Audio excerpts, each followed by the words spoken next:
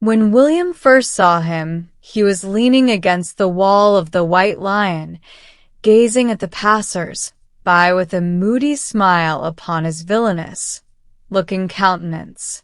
It was evident to any careful observer that he had not confined his attentions to the exterior of the White Lion.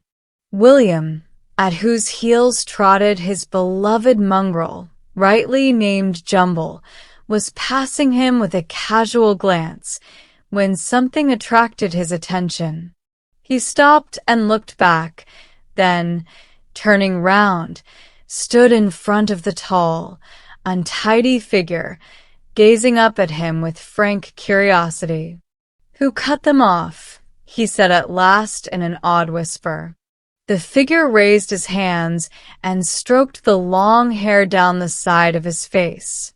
"Now you are asking," he said with a grin. "Well, who did?" persisted William. "That would be telling," answered his new friend, moving unsteadily from one foot to the other.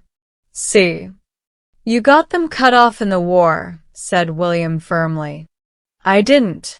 I've been in the war, all right. Strike me pink, I've been in the war, and that's the truth. But I didn't get them cut off in the war. Well, I'll stop kidding you. I'll tell you straight. I never had none. No." William stood on tiptoe to peer under the untidy hair at the small apertures that in his strange new friend took the place of ears. Admiration shone in William's eyes. "Was you born without them?" he said enviously. His friend nodded. "No, don't you go talking about it," he went on modestly, though seeming to bask in the sun of William's evident awe and respect. "I don't want all folks knowing about it. See? It kind of marks a man, this here sort of thing. See? Makes him too easy to track, like. That's why I grow me hair long. See? Here, have a drink." He put his head inside the window of the White Lion and roared out, "Bottle of lemonade for the young gent." William followed him to a small table in the little sunny porch, and his heart swelled with pride as he sat and drank his beverage with a manly air. His friend, who said his name was Mr. Blank, showed a most flattering interest in him.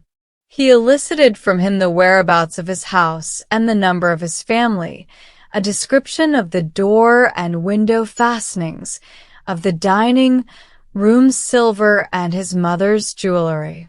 William, his eyes fixed with a fascinated stare upon Mr. Blank's ears, gave the required information readily, glad to be able in any way to interest this intriguing and mysterious being. "Tell me about the war," said William at last. "It were all right while it lasted," said Mr. Blank with a sigh. "It were all right, but I suppose, like most things in this here world, it couldn't last forever. See." William set down the empty glass of lemonade and leant across the table, almost dizzy with the romance of the moment.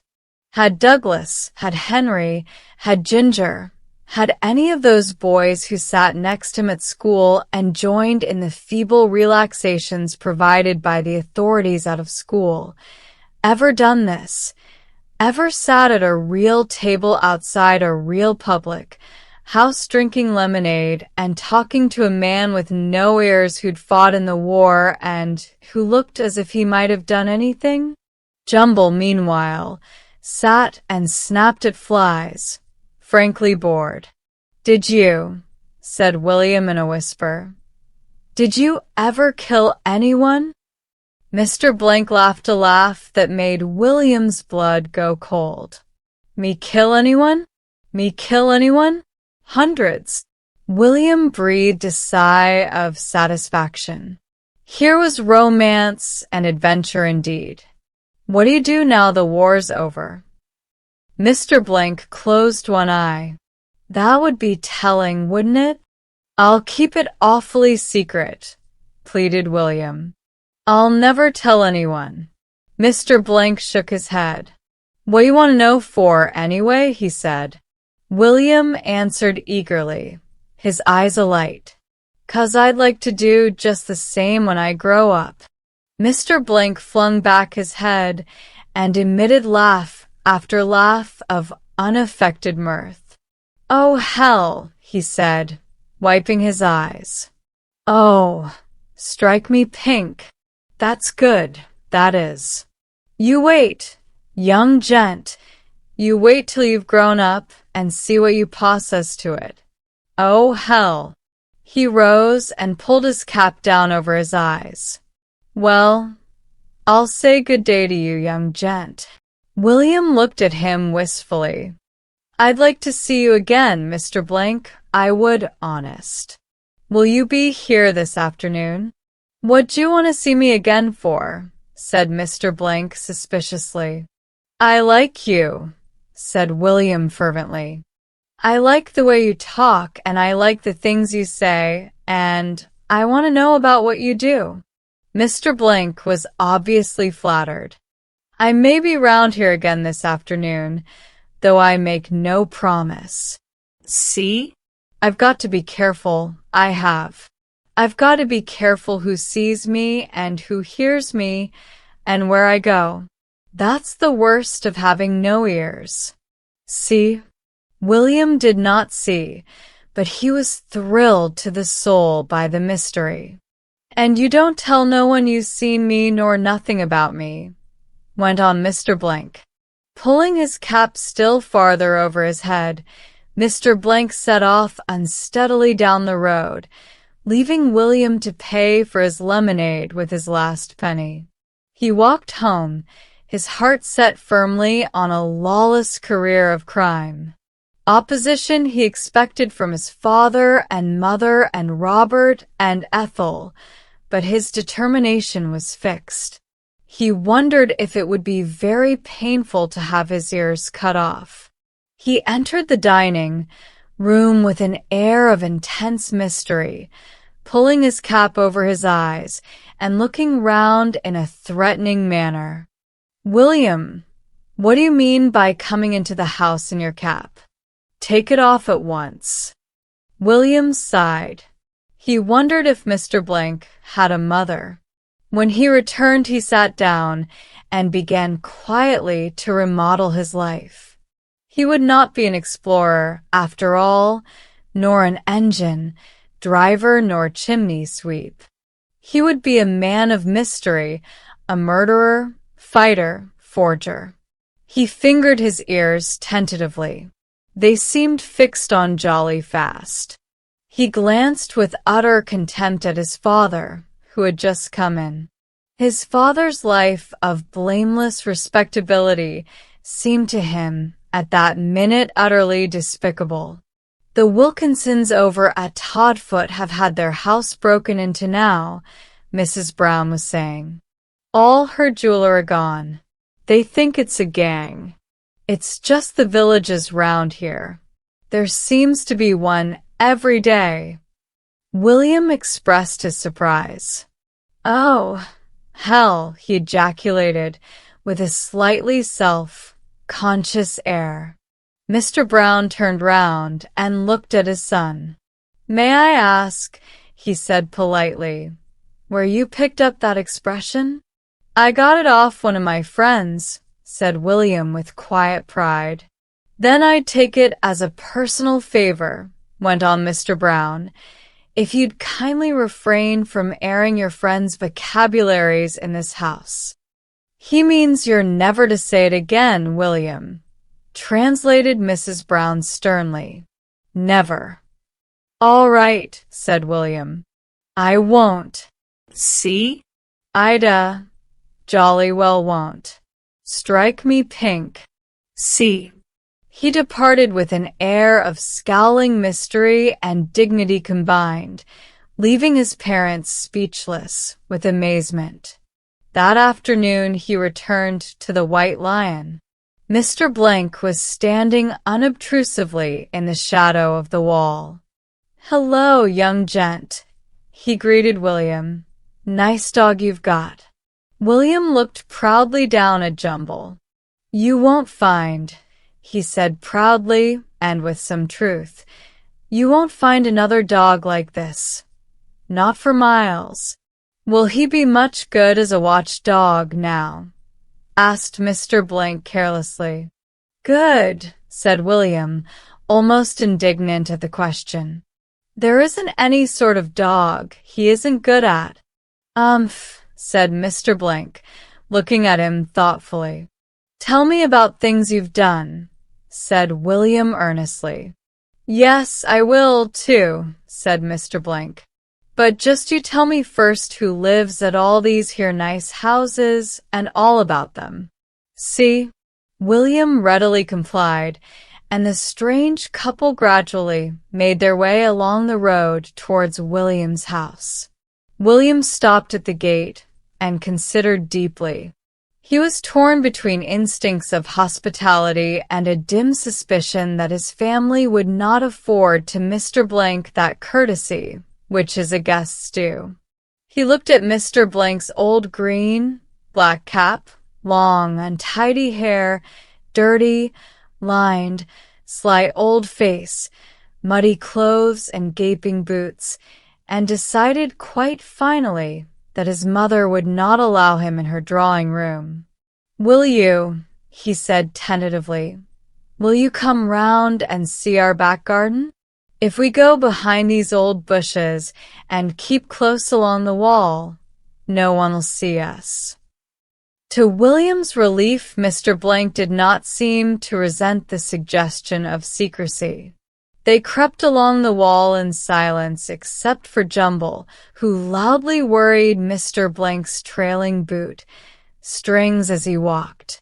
They reached a part of the back garden that was not visible from the house and sat down together under a shady tree. "Perhaps," began Mr. Blank politely, "you could bring a bit o' tea out to me on the quiet like." "I'll ask Mother," began William. "Oh, no," said Mr. Blank modestly. "I don't want to give no one no trouble. Just a slice o' bread, if you can find it, without troubling no one." See? William had a brilliant idea. "Let's go across to that window and get in," he said eagerly. "That's the library and no one uses it except Father, and he's not until later." Mr. Blank insisted on tying Jumble up, then he swung himself quickly through the window. William gave a gasp of admiration. "You did that fine," he said. Again Mr. Blank closed one eye. "Not the first time I've got in at a window, young gent, nor the last, I bet. Not by a long way." See? William followed more slowly. His eye gleamed with pride. This hero of romance and adventure was now his guest under his roof. "Make yourself quite at home, Mr. Blank," he said with an air of intense politeness. Mr. Blank did. He emptied Mr. Brown's cigar box into his pocket. He drank 3 glasses of Mr. Brown's whiskey and soda. While William's back was turned, he filled his pockets with the silver ornaments from the mantel piece. He began to inspect the drawers in Mr. Brown's desk. Then, "William, come to tea."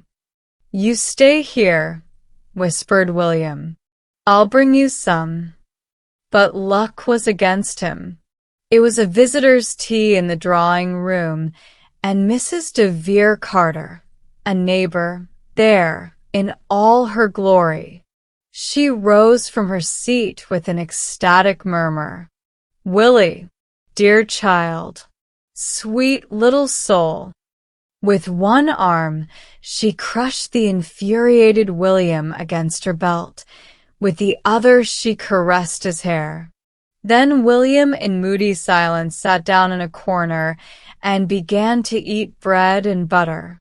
Every time he prepared to slip a piece into his pocket, He found his mother's or Mrs. de Vere Carter's eye fixed upon him and hastily began to eat it himself.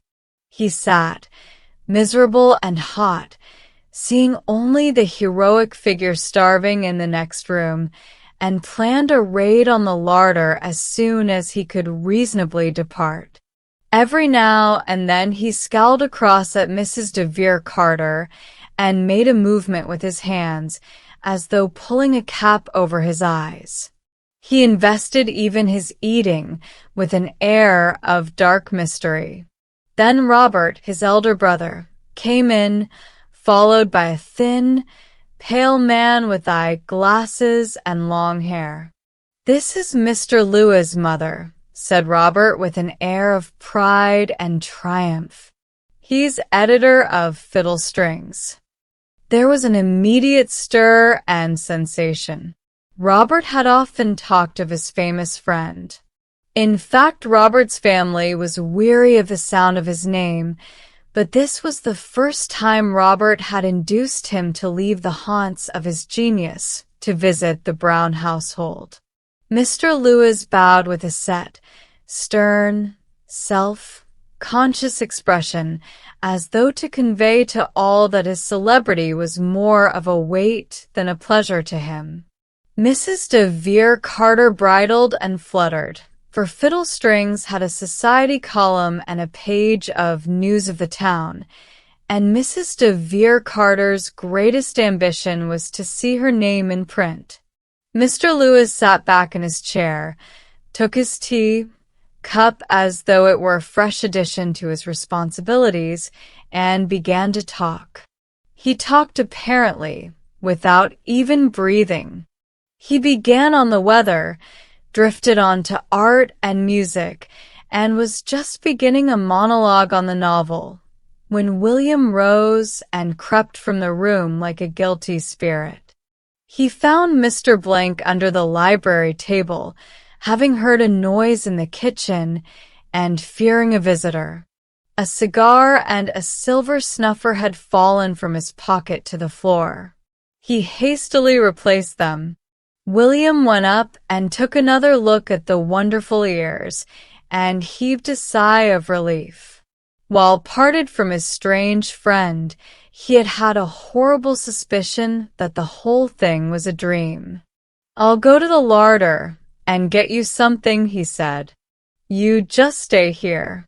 "I think, young gent," said Mr. Blank, "I think I'll just go and look round upstairs on the quiet like, and you needn't mention it to no one.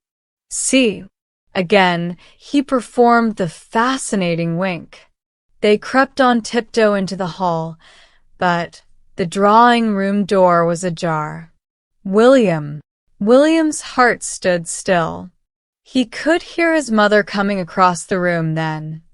She stood in the doorway, her face filled with horror as her eye fell upon Mr. Blank. "William," she said. William's feelings were beyond description. Desperately, he sought for an explanation for his friend's presence. With what pride and coolness had Robert announced his uninvited guest. William determined to try it, at any rate. He advanced boldly into the drawing-room. "This is Mr. Blank, mother," he announced jauntily. "He hasn't got no ears."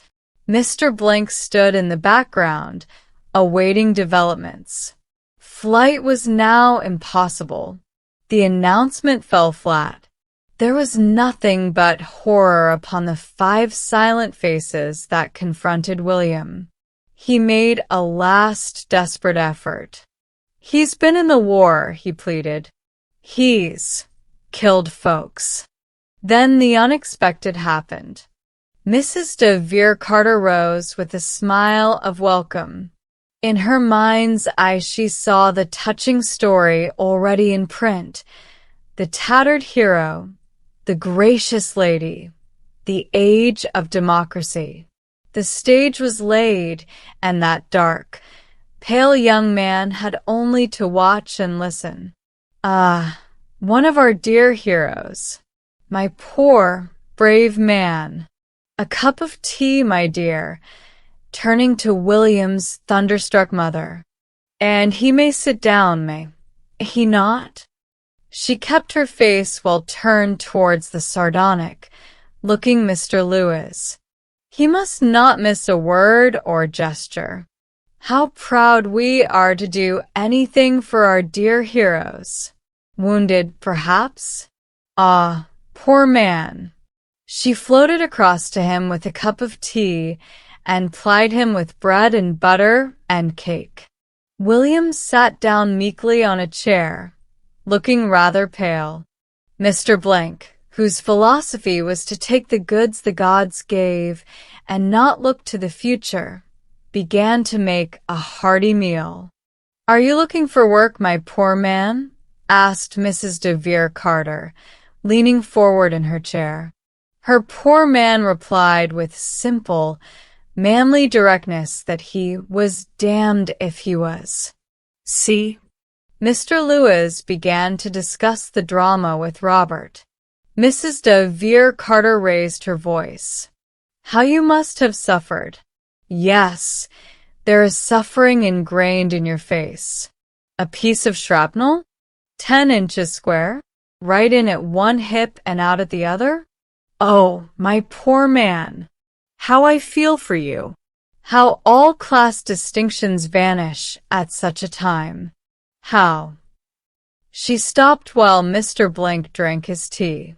In fact, all conversation ceased while Mr. Blank drank his tea, just as conversation on a station ceases while a train passes through.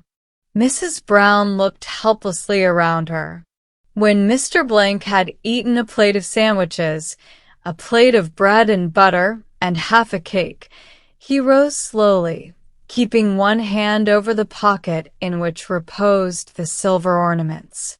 "Well, ma'am," he said, touching his cap. "Thank you kindly. I've had a fine tea. I have. A damn fine tea.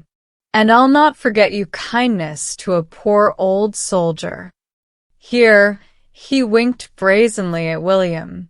"And good day to you all." Mrs. de Vere Carter floated out to the front door with him, and William followed as in a dream. Mrs. Brown found her voice. "We'd better have the chair disinfected," she murmured to Ethel. Then Mrs. de Vere Carter returned smiling to herself and eyeing the young editor thoughtfully. "I witnessed a pretty scene the other day in a suburban drawing room. It might begin like that." William followed the amazing figure round the house again to the library window. Here turned to him with a friendly grin. "I'm just going to have that look round upstairs now. See," he said. "And once more, you don't need to say nothing to no one. See." With a familiar, beloved gesture, he drew his old cap down over his eyes and was gone. William wandered upstairs a few minutes later to find his visitor standing at the landing window, his pockets bulging. "I'm going to try this here window, young gent," he said in a quick, business-like voice. "I see Pa coming in at the front gate. Give me a shove. Quick, now." Mr. Brown entered the drawing room. "Mulroyd's had his house burgled now," he said. "Every bit of his wife's jewelry gone. They've got some clues, though. It's a gang all right, and one of them is a chap without ears. Grows his hair long to hide it. But it's a clue. The police are hunting for him." He looked in amazement at the horror-stricken faces before him. Mrs. Brown sat down weakly. "Ethel, my smelling salts. They're on the mantelpiece." Robert grew pale. "Good Lord! My silver cricket cup," he gasped, racing upstairs. The landing window had been too small and Mr. Blank too big, though William did his best. There came to the astounded listeners the sound of a fierce scuffle. Then Robert descended, his hair rumpled and his tie awry, holding William by the arm. William looked pale and apprehensive. "He was there," panted Robert, "just getting out of the window. He chucked the things out of his pockets and got away. I couldn't stop him. And William was there." William's face assumed the expression of one who is prepared for the worst. The brave little chap, struggling with him, trying to pull him back from the window, all by himself. "I wasn't," cried William excitedly. "I was helping him. He's my friend. But they heard not a word. They crowded round him, praised him, shook hands with him, asked if he was hurt. Mrs. de Vere Carter kept up one perpetual scream of delight and congratulation. The dear boy, the little pet, how brave, what courage, what an example to us all. And the horrid, wretched man, posing as a hero, getting himself into the sweet child's confidence. Are you hurt, my precious? Did the nasty man hurt you? You darling boy." When the noise had somewhat subsided, Mr. Brown came forward and laid a hand on William's shoulder. "I'm very pleased with you, my boy," he said. "You can buy anything you like tomorrow up to 5 shillings. William's bewildered countenance cleared. "Thank you, father," he said meekly. "A night," said Miss Drew, who was struggling to inspire her class with enthusiasm for Tennyson's Idylls of the King. "A knight was a person who spent his time going round succoring the oppressed." "Sucking what?" said William, bewildered. "Succor means to help. He spent his time helping anyone who was in trouble." "How much did he get for it?" asked William. "Nothing, of course," said Miss Drew, appalled by the base commercialism of the 20th century. "He helped the poor because he loved them, William. He had a lot of adventures and fighting, and he helped beautiful, persecuted girls." William's respect for the knight rose. "Of course," said Miss Drew hastily, "they needn't necessarily be beautiful, but in most of the stories we have, they were beautiful." Followed some stories of fighting and adventure and the rescuing of beautiful girls. The idea of the thing began to take hold of William's imagination. "I say," he said to his chum Ginger after school, "that knight thing sounds all right. Sucking, I mean helping people and fighting and all that. I wouldn't mind doing it, and you could be my squire." "Yes," said Ginger slowly. "I'd thought of doing it, but I'd thought of you being the squire." "Well," said William after a pause, "let's be squires in turn. You first," he added hastily. "What'll you give me if I'm first?" said Ginger, displaying again the base commercialism of his age. William considered. "I'll give you first drink out of a bottle of ginger ale, what I'm going to get with my next money. It'll be 3 weeks off, 'cause they're taking the next 2 weeks to pay for an old window what my ball slipped into by mistake."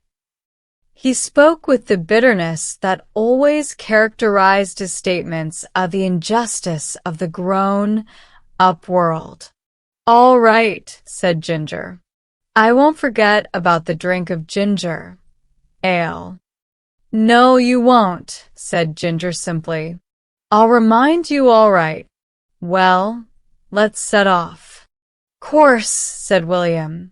"It would be nicer with armor and horses and trumpets, but I expect folks would think anyone a bit soft what went about in the streets in armor now, 'cause these times is different." She said so.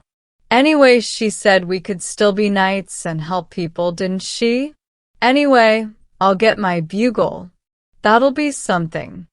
William's bugle had just returned to public life after one of its periodic terms of retirement into his father's keeping. William took his bugle proudly in one hand and his pistol, the glorious result of a dip in the bran tub at a school party, in the other, and, sternly denying themselves the pleasures of afternoon school, off the two set upon the road of romance and adventure. "I'll carry the bugle," said Ginger, "'cause I'm squire." William was unwilling to give up his treasure. "Well, I'll carry it now," he said, "but when I begin fighting folks, I'll give it you to hold." They walked along for about a mile, without meeting anyone. William began to be aware of a sinking feeling in the region of his waist. "I wonder what they eat," he said at last. "I'm getting so's I wouldn't mind something to eat." "We didn't ought to have set off before dinner," said the squire with the event wisdom. "We ought to have waited till after dinner." "You ought to have brought something," said William severely. "You're the squire. You're not much of a squire not to have brought something for me to eat." "And me," put in Ginger. "If I'd brought any, I'd have brought it for me more'n for you." William fingered his minute pistol. "If we meet any wild animals," he said darkly. A cow gazed at them mournfully over a hedge. "You might go and milk that," suggested William. "Milk would be better than nothing." "You go and milk it." "No, I'm not squire." "I bet squires did the milking. Knights wouldn't have done the milking." "I'll remember," said Ginger bitterly, "when you're squire, all the things what you said a squire ought to do when I was squire." They entered the field and gazed at the cow from a respectful distance. She turned her eyes upon them sadly. "Go on," said the knight to his reluctant squire. "I'm not good at cows," objected that gentleman. "Well, I will, then," said William with reckless bravado, and advanced boldly upon the animal. The animal very slightly lowered its horns, perhaps in sign of greeting, and emitted a deep "mo." "Oh, oh, oh," like lightning. The gallant pair made for the road. "Anyway," said William gloomily, "we got nothing to put it in, so we'd only have got tossed for nothing, perhaps, if we'd gone on." They walked on down the road till they came to a pair of iron gates and a drive that led up to a big house. William's spirits rose. His hunger was forgotten. "Come on," he said. "We might find someone to rescue here. It looks like a place where there might be someone to rescue." There was no one in the garden to question the right of entry of two small boys armed with a bugle and a toy pistol. Unchallenged, they went up to the house. While the knight was wondering whether to blow his bugle at the front door or by the open window, they caught sight suddenly of a vision inside the window. It was a girl as fair and slim and beautiful as any wandering knight could desire, and she was speaking fast and passionately. William, ready for all contingencies, marshaled his forces. "Follow me," he whispered, and crept on all fours nearer the window. They could see a man now, an elderly man with white hair and a white beard. "And how long will you keep me in this vile prison?" she was saying in a voice that trembled with anger. "Base wretch that you are." "Crumbs!" ejaculated William. "Ha! Ha!" sneered the man. "I have you in my power.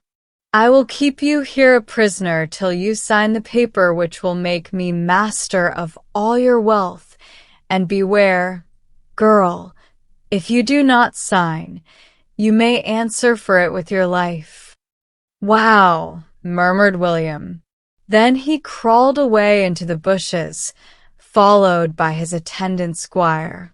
"Well," said William, his face purple with excitement, "we've found someone to rescue, all right. He's a base wretch," what she said, all right. "Will you kill him?" said the odd squire. "How big was he?" "Could you see?" said William the discreet. "He was ever so big. Great big face he had, too, with a beard." "Then I won't try killing him. Not straight off. I'll think of some plan, something cunning." He sat with his chin on his hands, gazing into space, till they were surprised by the opening of the front door and the appearance of a tall, thick-set, elderly man. William quivered with excitement. The man went along a path through the bushes. William and Ginger followed on all fours with elaborate caution. At every almost inaudible sound from Ginger, William turned his red, frowning face onto him with a resounding sh. The path ended at a small shed with a locked door. The man opened the door. The key stood in the lock, and entered. Promptly William, with a snarl expressive of cunning and triumph, hurled himself at the door and turned the key in the lock. Here came an angry shout from inside. "Who's that? What the devil?" "You low old devil," said William through the keyhole. "Who?" exploded the voice. "You base wretch, like what she said you was," bawled William, his mouth still applied closely to the keyhole. "Let me out at once, or I'll—" "You mean old oppressor? Who are you? What's this stupid trick? Let me out. Do you hear?" A resounding kick shook the door. "I've got a pistol," said William sternly. "I'll shoot you dead if you kick the door down, you dirty old beast." The sound of kicking ceased, and a scrambling and scraping, accompanied by oaths, proceeded from the interior. "I'll stay on guard," said William with the tense expression of the soldier at his post, "and you go and set her free. Go and blow the bugle at the front door, then they'll know something's happened," he added simply. Miss Priscilla Green was pouring out tea in the drawing room. 2 young men and a maiden were the recipients of her hospitality. "Dad will be here in a minute," she said. "He's just gone to the dark room to see to some photos he'd left in toning or fixing or something. We'll get on with the rehearsal as soon as he comes. We just rehearsed the scene he and I have together, so we're ready for the ones where we all come in." "How did it go off?" "Oh, quite well. We knew our parts, anyway. I think the village will enjoy it. Anyway, it's never very critical, is it? And it loves a melodrama." "Yes. I wonder if Father knows you're here. He said he'd come straight back. Perhaps I'd better go and find him." "Oh, let me go, Miss Green," said one of the youths ardently. "Well, I don't know whether you'd find the place. It's a shed in the garden that he uses. We use half as a dark room and half as a coal cellar. I'll go." He stopped. A nightmare sound, as discordant as it was ear-splitting, filled the room. Miss Green sank back into her chair, suddenly white. One of the young men let a cup of tea fall neatly from his fingers onto the floor and there crash into fragments. The young lady visitor emitted a scream that would have done credit to a factory siren. Then at the open French window appeared a small boy holding a bugle, purple, faced with the effort of his performance. One of the young men was the first to recover speech. He stepped away from the broken crockery on the floor as if to disclaim all responsibility for it and said sternly, "Did you make that horrible noise?" Miss Green began to laugh hysterically. "Do have some tea now you've come," she said to Ginger. Ginger remembered the pangs of hunger, of which excitement had momentarily rendered him oblivious, and, deciding that there was no time like the present, took a cake from the stand and began to consume it in silence. "You'd better be careful," said the young lady to her hostess. "He might have escaped from the asylum. He looks mad. He had a very mad look, I thought, when he was standing at the window. He's evidently hungry anyway. I cannot think why father doesn't come." Here Ginger, fortified by a walnut bun, remembered his mission. "It's all right now," he said.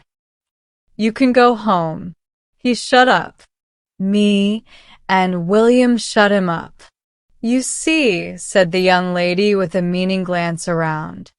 "I said he was from the asylum. He looked mad. We'd better humor him and ring up the asylum. Have another cake, darling boy," she said in a tone of honeyed sweetness. Very willing, Ginger selected an ornate pyramid of icing. At this point there came a bellowing and crashing and tramping outside, and Miss Priscilla's father, roaring fury and threats of vengeance, hurled himself into the room. Miss Priscilla's father had made his escape by a small window at the other end of the shed. To do this, he had had to climb over the coals in the dark. His face and hands and clothes and once white beard were covered with coal. His eyes gleamed whitely. A disgraceful attack, utterly unprovoked, cowardly rogues. Here he stopped to cough because his mouth was full of coal dust.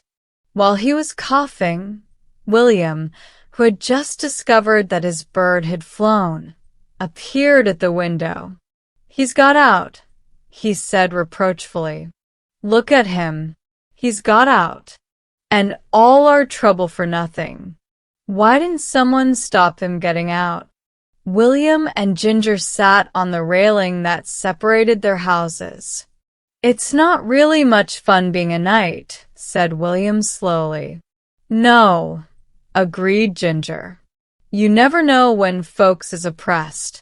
And anyway, what's one afternoon away from school to make such a fuss about? Seems to me, from what father said," went on William gloomily, "you'll have to wait a jolly long time for that drink of ginger ale."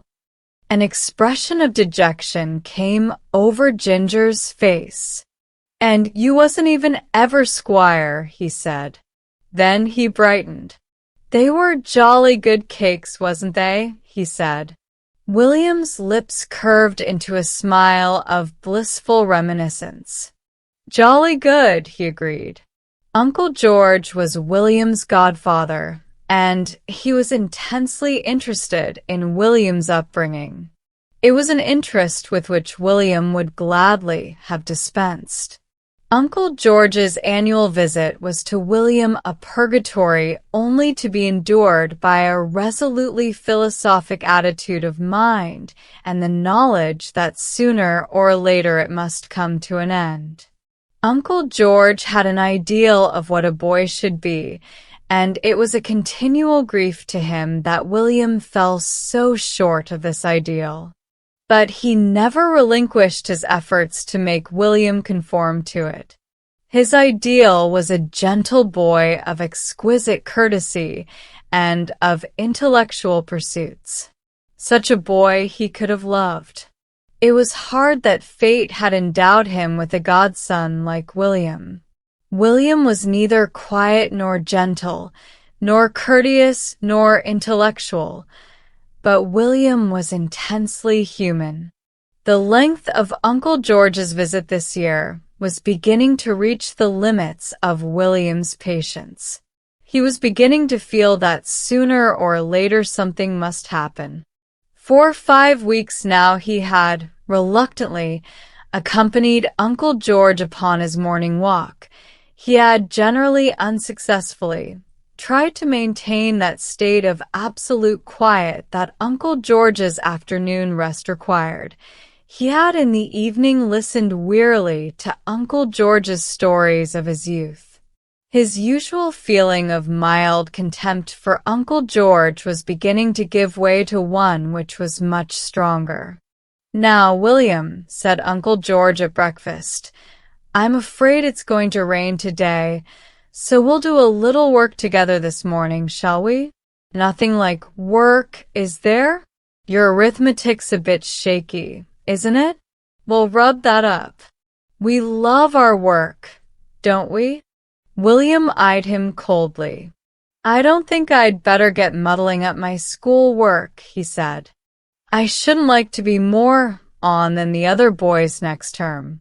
It wouldn't be fair to them." Uncle George rubbed his hands. "That feeling does you credit, my boy," he said. "But if we go over some of the old work, no harm can be done. History now. There's nothing like history, is there?" William agreed quite heartily that there wasn't. "We'll do some history then," said Uncle George briskly. "The lives of the great. Most inspiring. Better than those terrible things you used to waste your time on, The terrible things had included a trumpet, a beloved motor hooter, and an ingenious instrument very dear to William's soul that reproduced most realistically the sound of 2 cats fighting. These, at Uncle George's request, had been confiscated by William's father. Uncle George had not considered them educational. They also disturbed his afternoon's rest. Uncle George settled himself and William down for a nice, quiet morning in the library. William, looking round for escape, found none. The outside world was wholly uninviting. The rain came down in torrents.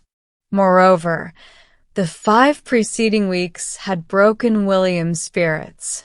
He realized the impossibility of evading Uncle George. His own family were not sympathetic. They suffered from him considerably during the rest of the year, and were not sorry to see him absorbed completely by Uncle George's conscientious zeal.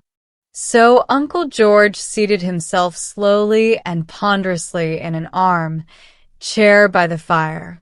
"When I was a boy, William," he began, leaning back and joining the tips of his fingers together, "I loved my studies." "I'm sure you love your studies, don't you? Which do you love most?" "Me," said William. "I like shooting and playing Red Indians." "Yes, yes," said Uncle George impatiently, "but those aren't studies, William. You must aim at being gentle." "It's not much good being gentle when you're playing Red Indians," said William stoutly. "A gentle Red Indian wouldn't get much done." But why play Red Indians?" said Uncle George. "A nasty rough game. No, we'll talk about history. You must mold your character upon that of the great heroes, William. You must be a Clive, a Napoleon, a Wolfe." "I've often been a wolf," said William. "That game's nearly as good as Red Indians. And bears is a good game, too. We might have bears here," he went on brightening. "Just you and me. Would you sooner be bear or hunter?" "I'd sooner be hunter," he hinted gently. "You misunderstand," said Uncle George. "I mean Wolfe the man, Wolfe the hero." William, who had little patience with heroes who came within the school curriculum, relapsed into gloom. "What lessons do we learn from such names, my boy?" went on Uncle George. William was on the floor behind Uncle George's chair, endeavoring to turn a somersault in a very restricted space. "History lessons and dates and things," he said shortly. "And the things they expect you to remember?" he added with disgust. "No, no," said Uncle George, but the fire was hot and his chair was comfortable and his educational zeal was dying away.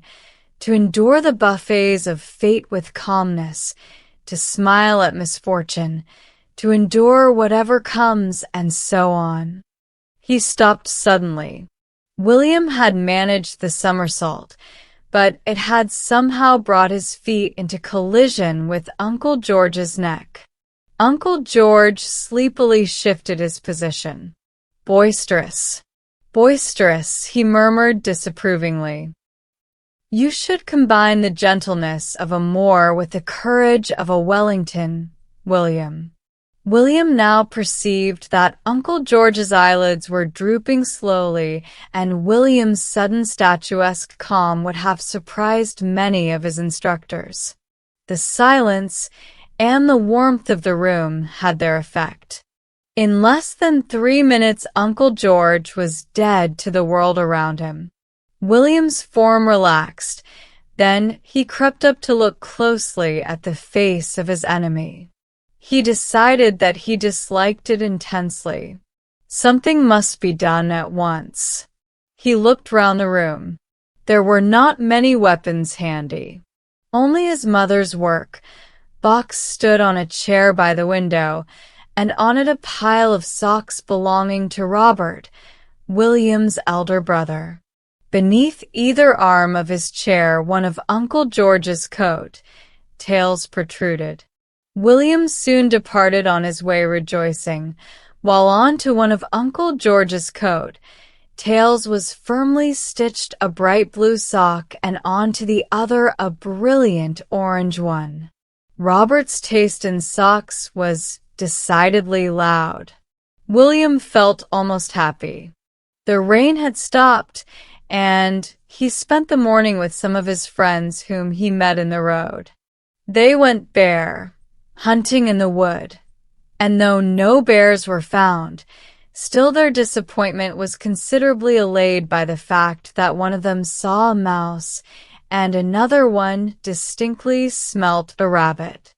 William returned to lunch whistling to himself and had the intense satisfaction of seeing Uncle George enter the dining room, obviously roused from his slumbers by the luncheon bell, and obviously quite unaware of the blue and orange socks that still adorned his person. "Curious," he ejaculated, as Ethel, William's grown-up sister, pointed out the blue sock to him. "Most curious." William departed discreetly, muttering something about "better tidy up a bit," which drew from his sister expressions of surprise and questions as to his state of health. "Most curious," again said Uncle George, who had now discovered the orange sock. When William returned, all excitement was over, and Uncle George was consuming roast beef with energy. "Ah, William," he said, "we must complete the history lesson soon. Nothing like history. Nothing like history. Nothing like history. Teaches us to endure the buffets of fate with calm and to smile at misfortune. Then we must do some geography." William groaned. "Most fascinating study. Rivers, mountains, cities, etc. Most improving. The morning should be devoted to intellectual work at your age, William, and the afternoon to the quiet pursuit of some improving hobby. You would then find the true joy of life." To judge from William's countenance, he did not wholly agree, but he made no objection. He had learnt that objection was useless, and against Uncle George's eloquent silence was his only weapon.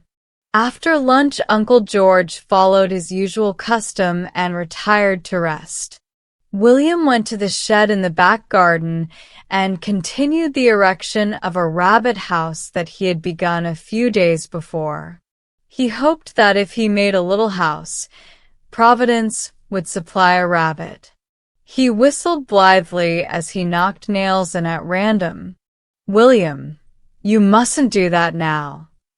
He turned a stern gaze upon his mother. "Why not?" he said. "Uncle George is resting."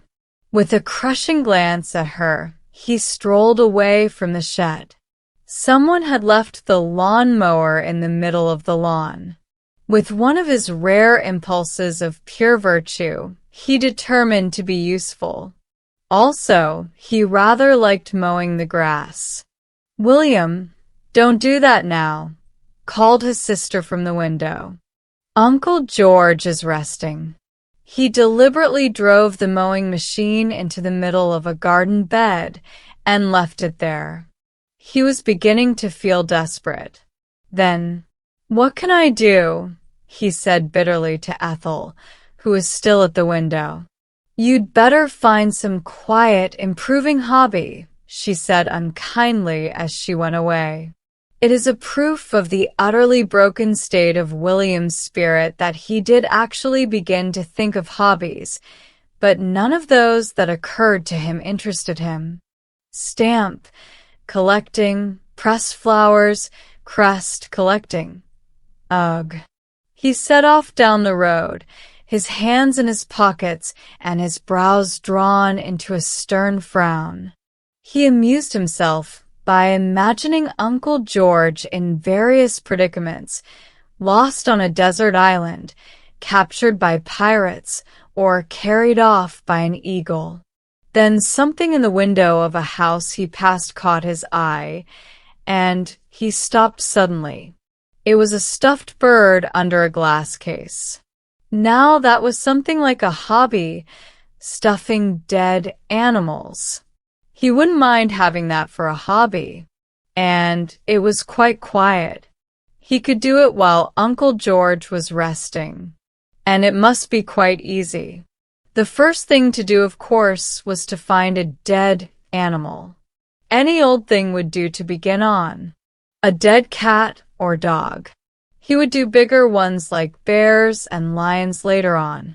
He spent nearly an hour in a fruitless search for a dead cat or dog. He searched the ditches on both sides of the road and several gardens. He began to have a distinct sense of grievance against the race of cats and dogs in general for not dying in his vicinity. At the end of the hour, he found a small dead frog. It was very dry and wrinkled, but it was certainly a dead frog and would do to begin on. He took it home in his pocket. He wondered what they did first in stuffing dead animals. He'd heard something about tanning them, but what was tanning, and how did one get it? Then he remembered suddenly having heard Ethel talk about the tanning in tea. So that was all right. The first thing to do was to get some tea. He went to the drawing room. It was empty, but upon the table near the fire was a tea tray and 2 cups. Evidently his mother and sister had just had tea there. He put the frog at the bottom of a cup and carefully filled the cup with tea from the teapot. Then he left it to soak and went out into the garden. A few minutes later, William's mother entered the drawing room. Uncle George had finished resting and was standing by the mantel, piece with a cup in his hand. "I see you poured out my tea for me," he said, "but rather a curious taste. Doubtless you boil the milk now. Safer, of course. Much safer. But it imparts a curious flavor." He took another sip. "But I didn't pour out your tea," began Mrs. Brown. Here William entered. He looked quickly at the table. "Who's meddling with my frog?" he said angrily. "It's my hobby, and I'm stuffing frogs, and someone's been and took my frog. I left it on the table." "On the table?" said his mother. "Yes. In a cup of tea. Getting tanning. You know. For stuffing. I was putting him in tanning first. Uncle George grew pale. In frozen silence, he put a spoon into his cup and investigated the contents. In still more frozen silence, Mrs. Brown and William watched. That moment held all the cumulative horror of a Greek tragedy. Then Uncle George put down his cup and went silently from the room. On his face was the expression of one who is going to look up the first train home. Fate had sent him a buffet he could not endure calmly, a misfortune at which he could not smile, and fate had avenged William for much.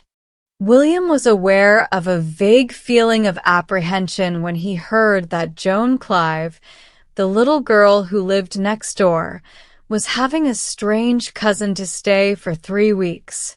All his life, William had accepted Joan's adoration and homage with condescending indifference, but he did not like to imagine a possible rival.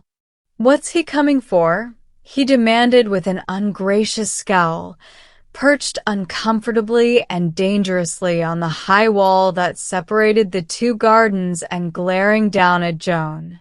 "What's he coming for, anyway?" "'Cause Mother's invited him," explained Joan simply, with a shake of her golden curls. "He's called Cuthbert. She says he's a sweet little boy." "Sweet?" echoed William in a tone of exaggerated horror. "Ugh! Well," said Joan, with the smallest note of indignation in her voice, "you needn't play with him if you don't like." "Me? Play? With him?" scowled William as if he could not believe his ears. "I'm not likely to go playing with a kid like what he'll be." Joan raised aggrieved blue eyes. "You're a horrid boy sometimes, William," she said. "Anyway, I shall have him to play with soon." It was the first time he had received anything but admiration from her. He scowled speechlessly. Cuthbert arrived the next morning. William was restless and ill, at ease, and several times climbed the ladder for a glimpse of the guest, but all he could see was the garden inhabited only by a cat and a gardener. He amused himself by throwing stones at the cat till he hit the gardener by mistake, and then fled precipitately before a storm of abuse. William and the gardener were enemies of very long standing. After dinner, he went out again into the garden and stood gazing through a crack in the wall. Cuthbert was in the garden. Though as old and as tall as William, he was dressed in an embroidered tunic, very short knickers, and white socks. Over his blue eyes his curls were brushed up into a golden halo. He was a picturesque child. "What shall we do?" Joan was saying. "Would you like to play hide and seek?" "No, let's not play at rough games," said Cuthbert. "What shall we do then?" said Joan, somewhat wearily. "Let's sit down and I'll tell you fairy stories," said Cuthbert. A loud snort from inside the wall just by his ear startled him, and he clutched Joan's arm. "What's that?" he said. There were sounds of clambering feet on the other side of the wall. Then William's grimy face appeared. "Hello, Joan," he said, ignoring the stranger.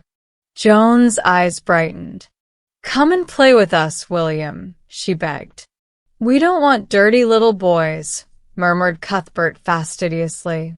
William could not, with justice, have objected to the epithet. He had spent the last half hour climbing onto the rafters of the disused coach, house, and dust and cobwebs adorned his face and hair. "He's always like that," explained Joan carelessly. By this time William had thought of a suitable response. "All right," he jeered. "Don't look at me then. Go on telling fairy stories." Cuthbert flushed angrily. "You're a nasty, rude little boy," he said. "I'll tell my mother." Thus war was declared. He came to tea the next day. Not all William's pleading could persuade his mother to cancel the invitation. "Well," said William darkly, "wait till you've seen him, that's all. Wait till you've heard him speaking. He cannot talk even. He cannot play. He tells fairy stories. He don't like dirt. He's got long hair and a funny long coat. He's awful, I tell you. I don't want to have him to tea. I don't want to be washed, and all just because he's coming to tea." But as usual, William's eloquence availed nothing. Several people came to tea that afternoon, and there was a sudden silence when Mrs. Clive, Joan, and Cuthbert entered. Cuthbert was in a white silk tunic embroidered with blue. He wore white shoes and white silk socks. His golden curls shone. He looked angelic. "Oh, the darling. Isn't he adorable? What a picture. Come here, sweetheart." Cuthbert was quite used to this sort of thing. His manners were perfect. He raised his face with a charming smile to be kissed, then sat down on the sofa between Joan and Mrs. Clive, swinging long bare legs.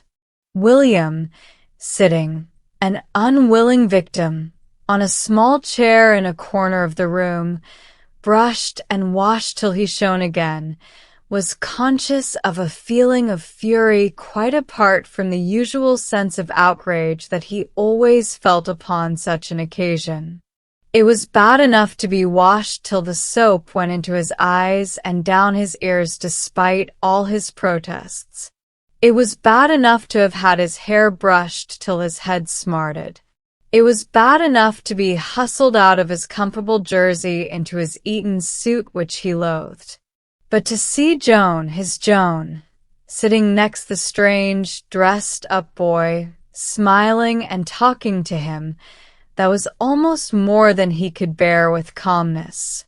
Previously, as has been said, he had received Joan's adoration with coldness, but previously there had been no rival. "William," said his mother, "take Joan and Cuthbert and show them your engine and books and things. Remember you're the host, dear," she murmured as he passed. "Try to make them happy." He turned upon her a glance that would have made a stronger woman quail. Silently, he led them up to his playroom. "There's my engine and my books. You can play with them," he said coldly to Cuthbert. "Let's go and play in the garden, you and me, Joan." But Joan shook her head. "I don't suppose she'd care to go out without me," said Cuthbert airily. "I'll go with you. This boy can play here if he likes." And William, artist in cursing as he was, could think of no response. He followed them into the garden, and there came upon him a wild determination to show his superiority. "You cannot climb that tree," he began. "I can," said Cuthbert sweetly. "Well, climb it then," grimly. "No, I don't want to get my things all messed." "I can climb it, but you cannot."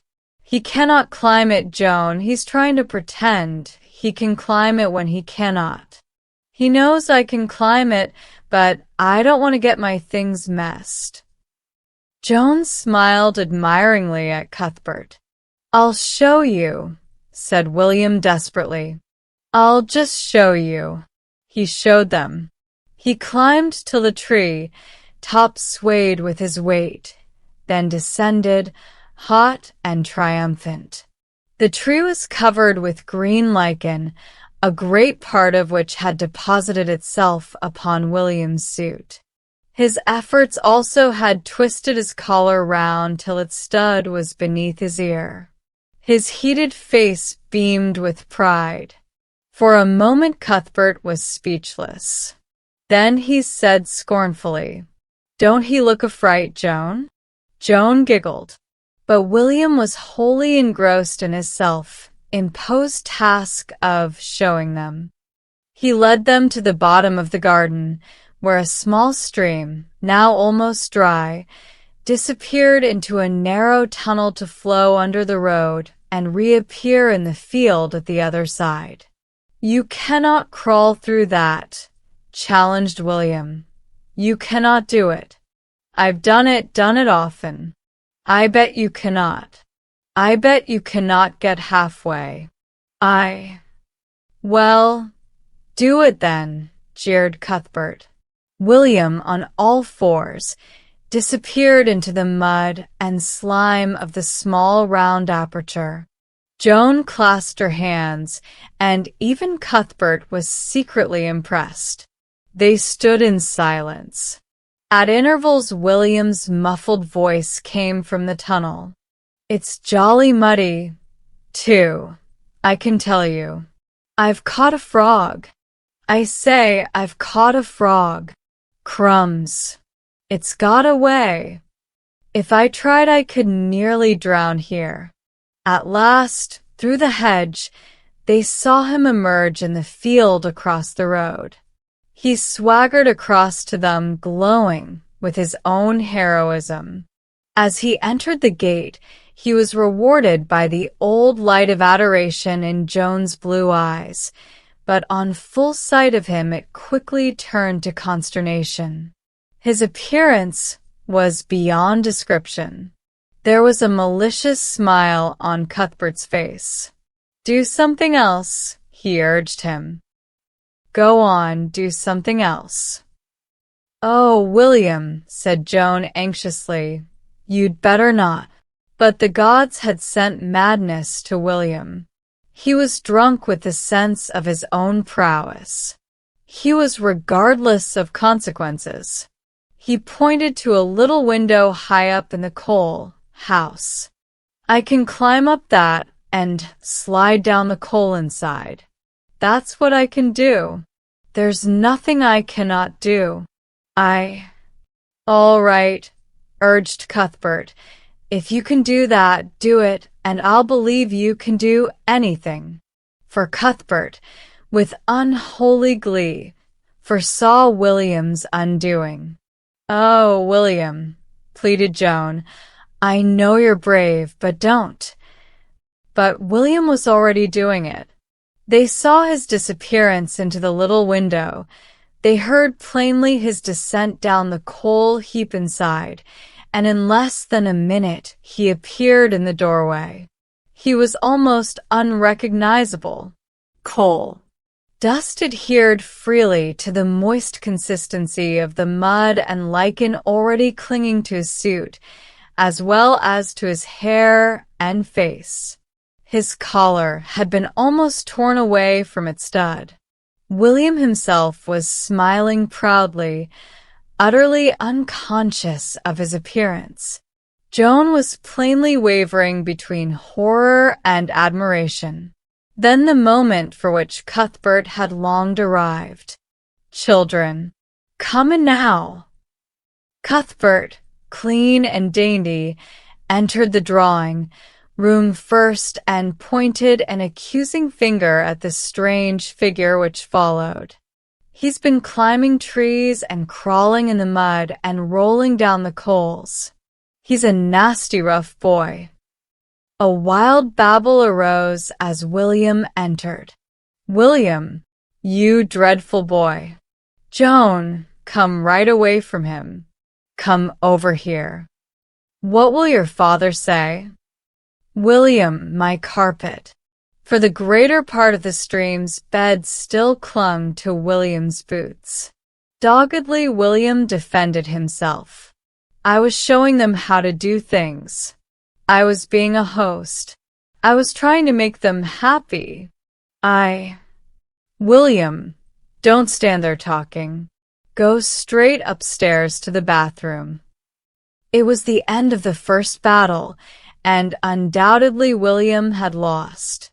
Yet William had caught sight of the smile on Cuthbert's face, and William had decided that that smile was something to be avenged. But fate did not favor him. Indeed, fate seemed to do the reverse. The idea of a children's play did not emanate from William's mother or Joan's. They were both free from guilt in that respect. It emanated from Mrs. de Vere Carter. Mrs. de Vere Carter was a neighbor with a genius for organization. There were few things she did not organize till their every other aspect or aim was lost but that of organization. She also had what amounted practically to a disease for getting up things. She got up plays and bazaars and pageants and concerts. There were, in fact, few things she did not get up. It was the sight of Joan and Cuthbert walking together down the road, the sun shining on their golden curls, that had inspired her with the idea of getting up a children's play. And Joan must be the princess and little Cuthbert the prince. Mrs. de Vere Carter was to write the play herself. At first she decided on Cinderella. Unfortunately, there was a dearth of little girls in the neighborhood, and therefore it was decided at a meeting composed of Mrs. de Vere Carter, Mrs. Clive, Mrs. Brown, William's mother, and Ethel, William's sister, that William could easily be dressed up to represent one of the ugly sisters. It was, however, decided at a later meeting, consisting of William and his mother and sister, that William could not take the part. It was William who came to this decision. He was adamant against both threats and pleas. Without cherishing any delusions about his personal appearance, he firmly declined to play the part of the ugly sister. They took the news with deep apologies to Mrs. de Vere Carter, who was already in the middle of the first act. Her already low opinion of William sank to zero. Their next choice was Little Red Riding Hood, and William was lured, by glowing pictures of a realistic costume, into consenting to take the part of the wolf. Every day, he had to be dragged by some elder and responsible member of his family to a rehearsal. His hatred of Cuthbert was only equaled by his hatred of Mrs. de Vere Carter. "He acts so unnaturally," moaned Mrs. de Vere Carter. "Try really to think you're a wolf, darling. Put some spirit into it. Be animated." William scowled at her, and once more muttered monotonously his opening lines. "A wolf am I, a wolf on mischief bent. To eat this little maid is my intent. Take a breath after bent, darling. Now say it again." William complied, introducing this time a loud and audible gasp to represent the breath. Mrs. de Vere cut aside. "Now, Cuthbert, darling, draw your little sword and put your arm round Joan. That's right." Cuthbert obeyed, and his clear voice rose in a high chanting voice. "Go. You wicked wolf, away. This gentle maid shall never be your prey." "That's beautiful, darling. Now, William, slink away. Slink away, darling. Don't stand staring at Cuthbert like that. Slink away." "I'll show you." "Watch me slink away." Mrs. de Vere Carter slunk away realistically, and the sight of it brought momentary delight to William's weary soul. Otherwise, the rehearsals were not far removed from torture to him. The thought of being a wolf had at first attracted him, but actually a wolf character who had to repeat Mrs. de Vere Carter's meaningless poetry and be beaten at every turn by the smiling Cuthbert, who was forced to watch from behind the scenes the fond embraces of Cuthbert and Joan, galled his proud spirit unspeakably. Moreover, Cuthbert monopolized her both before and after the rehearsals. "Come away, Joan. He's probably all over coal dust and all of a mess." The continued presence of unsympathetic elders prevented his proper avenging of such insults. The day of the performance approached, and there arose some little trouble about William's costume. If the wearing of the dining room hearth rug had been forbidden by authority, it would have at once become the dearest wish of William's heart, and a thing to be accomplished at all costs. But because authority decreed that that should be William's official costume as the wolf, William at once began to find enormous difficulties. "It's a dirty old thing. All dust and bits of black hair come off it on me. I don't think it looks like a wolf. Well, if I've got to be a wolf, folks might just as well know what I am. This looks like as if it came off a black sheep or something.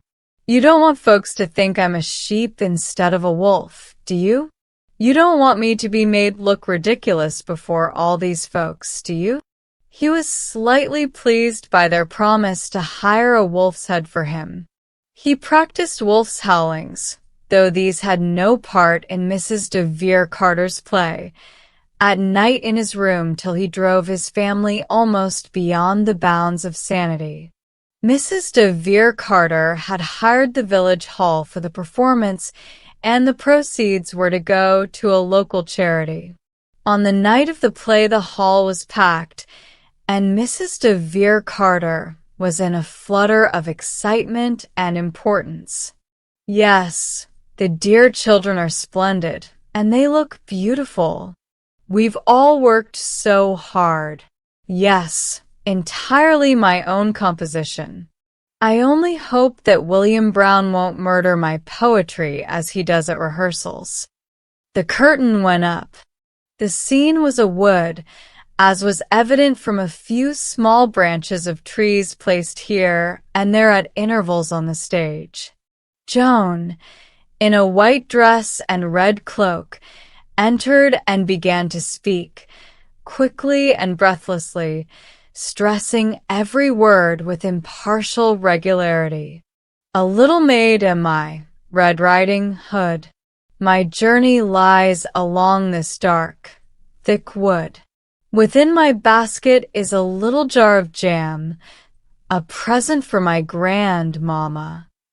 Then Cuthbert entered, a prince in white satin with a blue sash. There was a rapt murmur of admiration in the audience as he made his appearance. William waited impatiently and uneasily behind the scenes. His wolf's head was very hot. One of the eye holes was beyond his range of vision. Through the other he had a somewhat prescribed view of what went on around him. He had been pinned tightly into the dining room hearth rug, his arms held down by his side. He was distinctly uncomfortable. At last his cue came. Red Riding Hood and the prince parted after a short conversation in which their acquaintance made rapid strides, and at the end of which the prince said casually as he turned to go, "So sweet a maid have I never seen. Before long I hope to make her my wife and queen." Red Riding Hood gazed after him, remarking, all in the same breath and tone, "How kind he is, how gentle, and how good! But see what evil beast comes through the wood." Here William entered amid wild applause. On the stage, he found that his one eye hole gave him an excellent view of the audience. His mother and father were in the second row. Turning his head round slowly, he discovered his sister Ethel sitting with a friend near the back. "William," hissed the prompter, "go on. A wolf am I." But William was engrossed in the audience. There was Mrs. Clive about the middle of the room. "A wolf am I. Go on, William." William had now found the cook and housemaid in the last row of all, and was turning his eye whole round in search of fresh discoveries. The prompter grew desperate.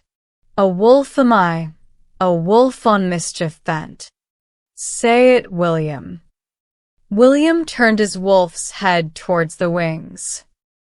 "Well, I was going to say it," he said irritably, "if you'd left me alone." The audience laughed. "Well, say it," said the voice of the invisible prompter. "Well, I'm going to," said William.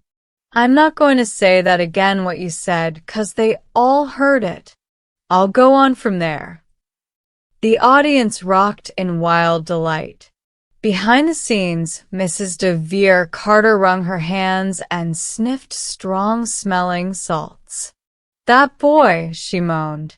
Then William, sinking his voice from the indignant clearness with which it had addressed the prompter to a muffled murmur, continued, "To eat this little maid is my intent." But there leapt on the stage again the radiant white and blue figure of the prince brandishing his wooden sword. "Go, you wicked wolf, away. This gentle maid shall never be your prey."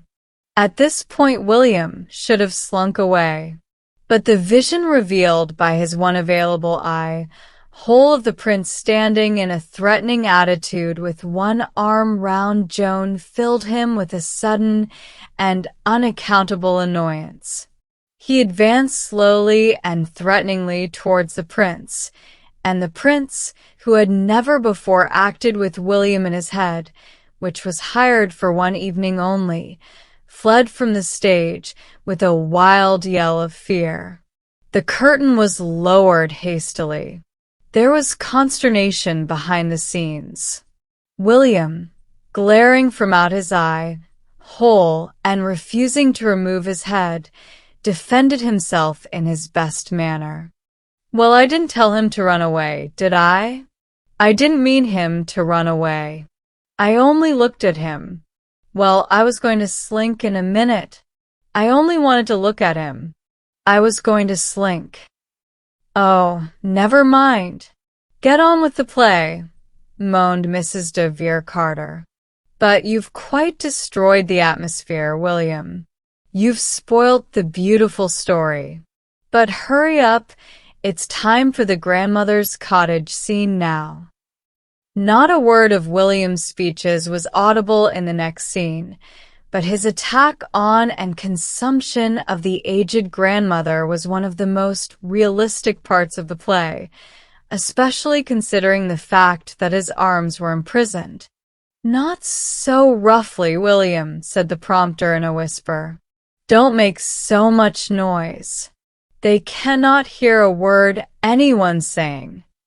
At last William was clothed in the nightgown and nightcap and lying in the bed ready for Little Red Riding Hood's entrance. The combined effect of the rug and the head and the thought of Cuthbert had made him hotter and crosser than he ever remembered having felt before. He was conscious of a wild and unreasoning indignation against the world in general. Then Joan entered and began to pipe monotonously. "Dear Grandmamma, I've come with all quickness to comfort you and soothe your bed of sickness. Here's some little dainties I have brought to show you how we cherish you in our thought." Here William wearily rose from his bed and made an unconvincing spring in her direction. But onto the stage leapt Cuthbert once more, the vision in blue and white with golden curls shining and sword again drawn. Ha! Evil beast! It was too much for William. The heat and discomfort of his attire, the sight of the hated Cuthbert already about to embrace his Joan, goaded him to temporary madness. With a furious gesture, he burst the pins which attached the dining room hearth, rubbed to his person, and freed his arms. He tore off the white nightgown. He sprang at the petrified Cuthbert, a small wild figure in a jersey suit and a wolf's head. Mrs. de Vere Carter had filled Red Riding Hood's basket with packages of simple groceries, which included, among other things, a paper bag of flour and a jar of jam. William seized these wildly and hurled handfuls of flour at the prostrate, screaming Cuthbert. The stage was suddenly in an uproar. The other small actors promptly joined the battle. The prompter was too panic-stricken to lower the curtain. The air was white with clouds of flour. The victim scrambled to his feet and fled, a ghost-like figure, round the table. "Take him off me," he yelled. "Take him off me. Take William off me."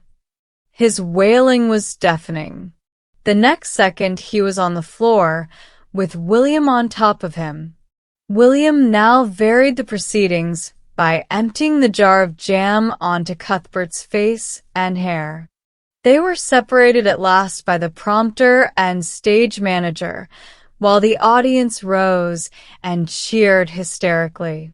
But louder than the cheering rose the sound of Cuthbert's lamentation. "He's a nasty, rough boy. He pushed me down.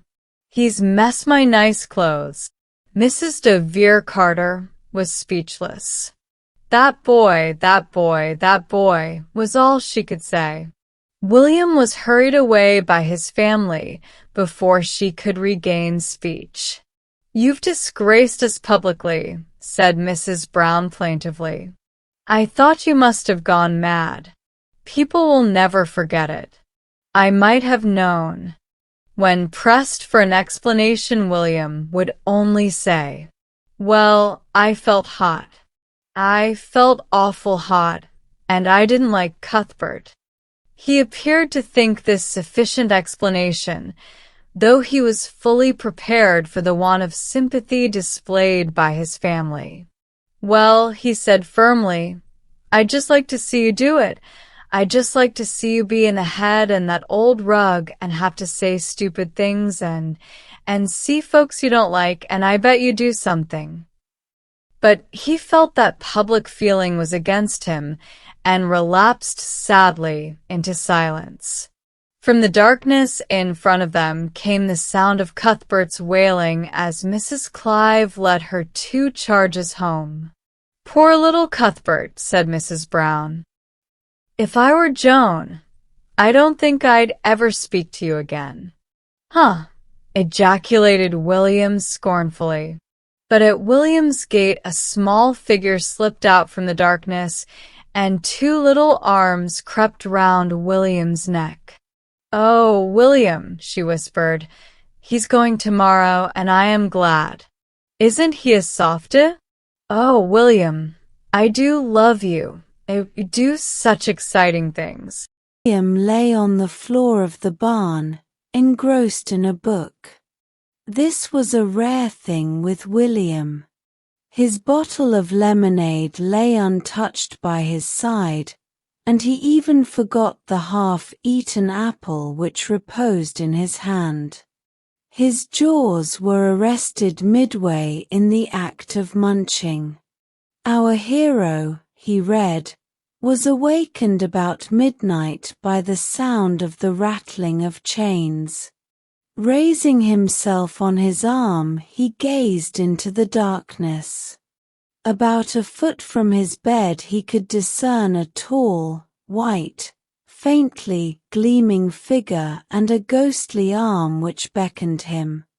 William's hair stood on end. Crumbs, he ejaculated. Nothing perturbed, he continued to read. Our hero rose and followed the spectre through the long winding passages of the old castle.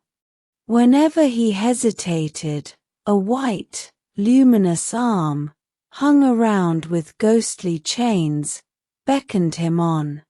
"Gosh," murmured the enthralled William. "I'd have been scared." At the panel in the wall the ghost stopped, and silently the panel slid aside, revealing a flight of stone steps.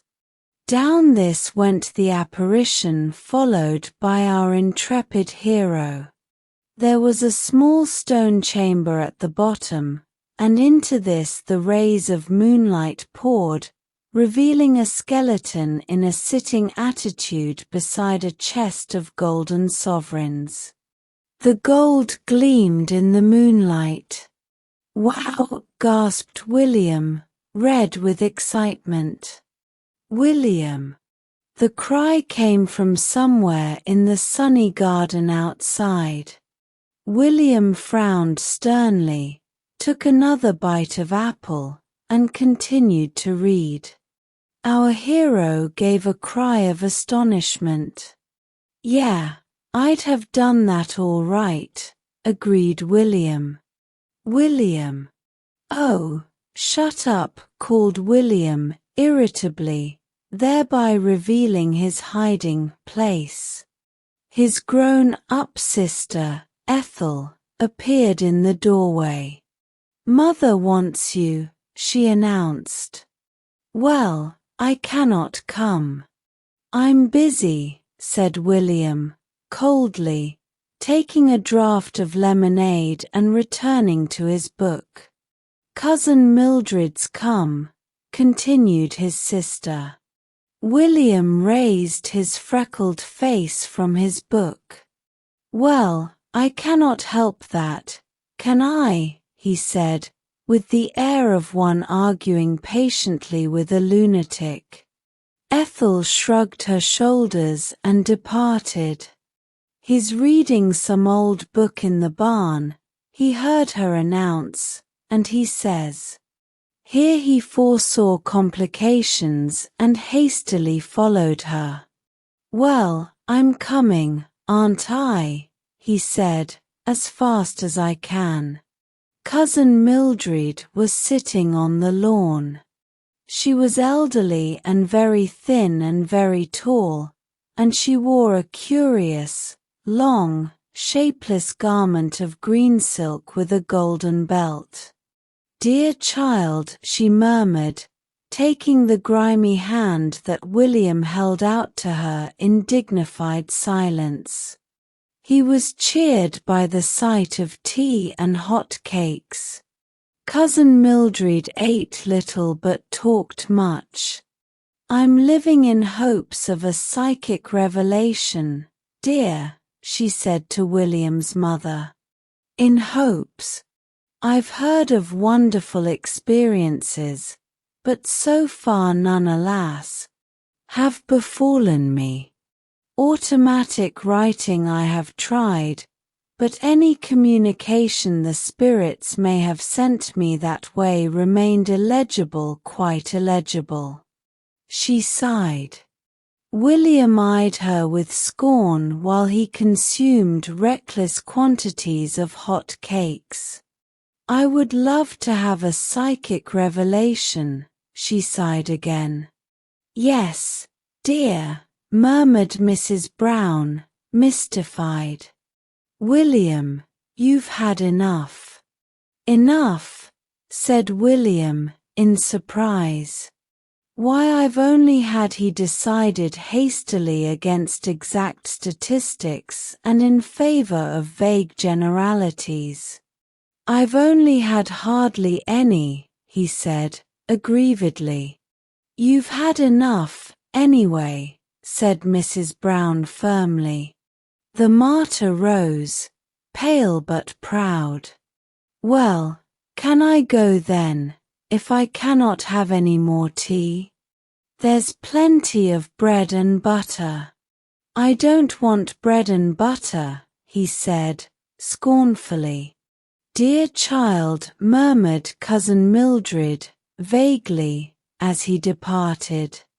He returned to the story and lemonade and apple, and stretched himself happily at full length in the shady barn.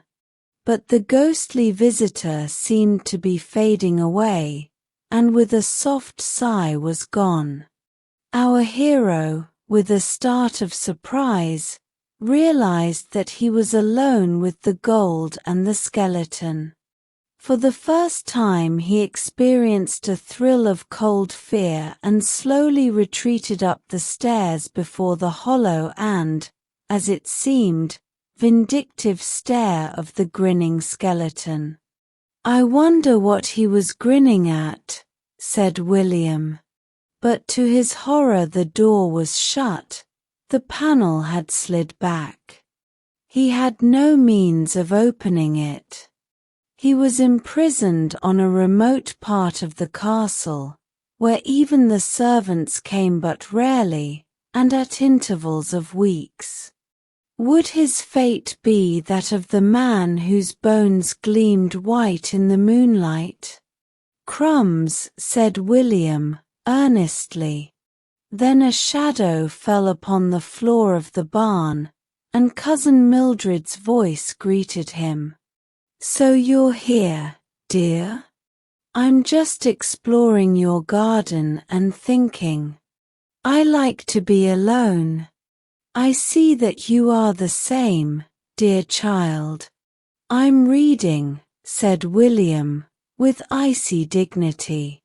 Dear boy, won't you come and show me the garden and your favorite nooks and corners?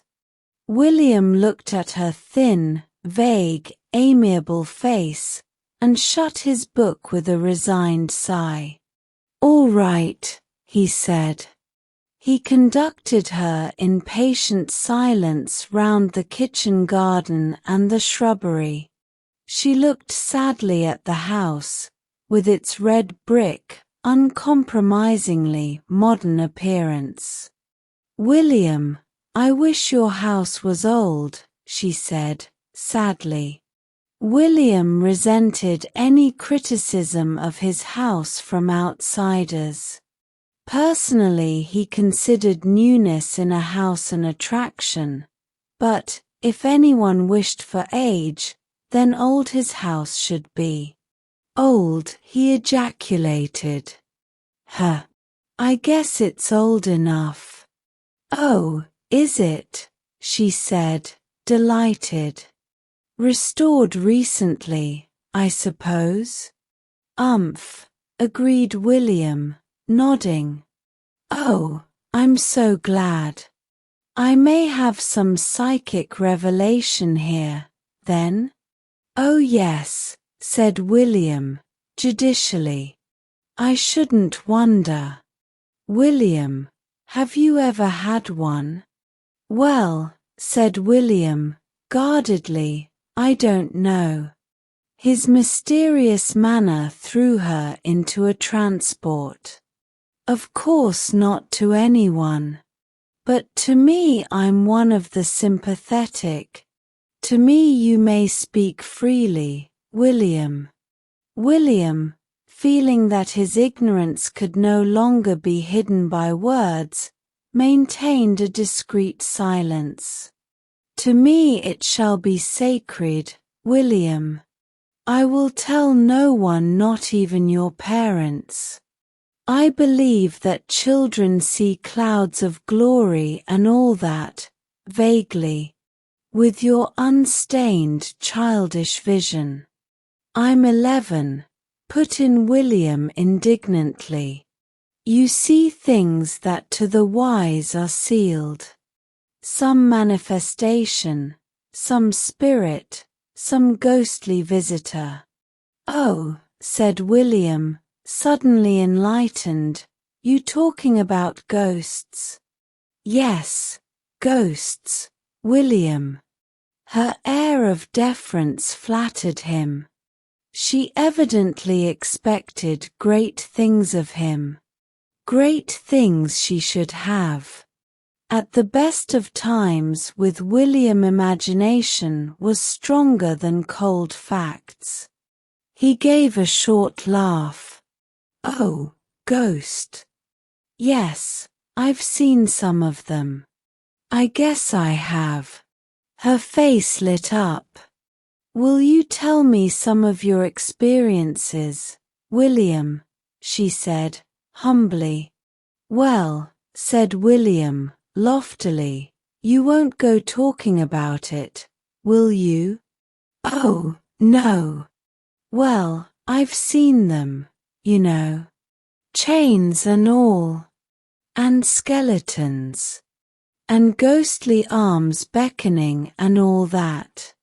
William was enjoying himself. He walked with a swagger. He almost believed what he said. She gasped. Oh, go on, she said. Tell me all. He went on.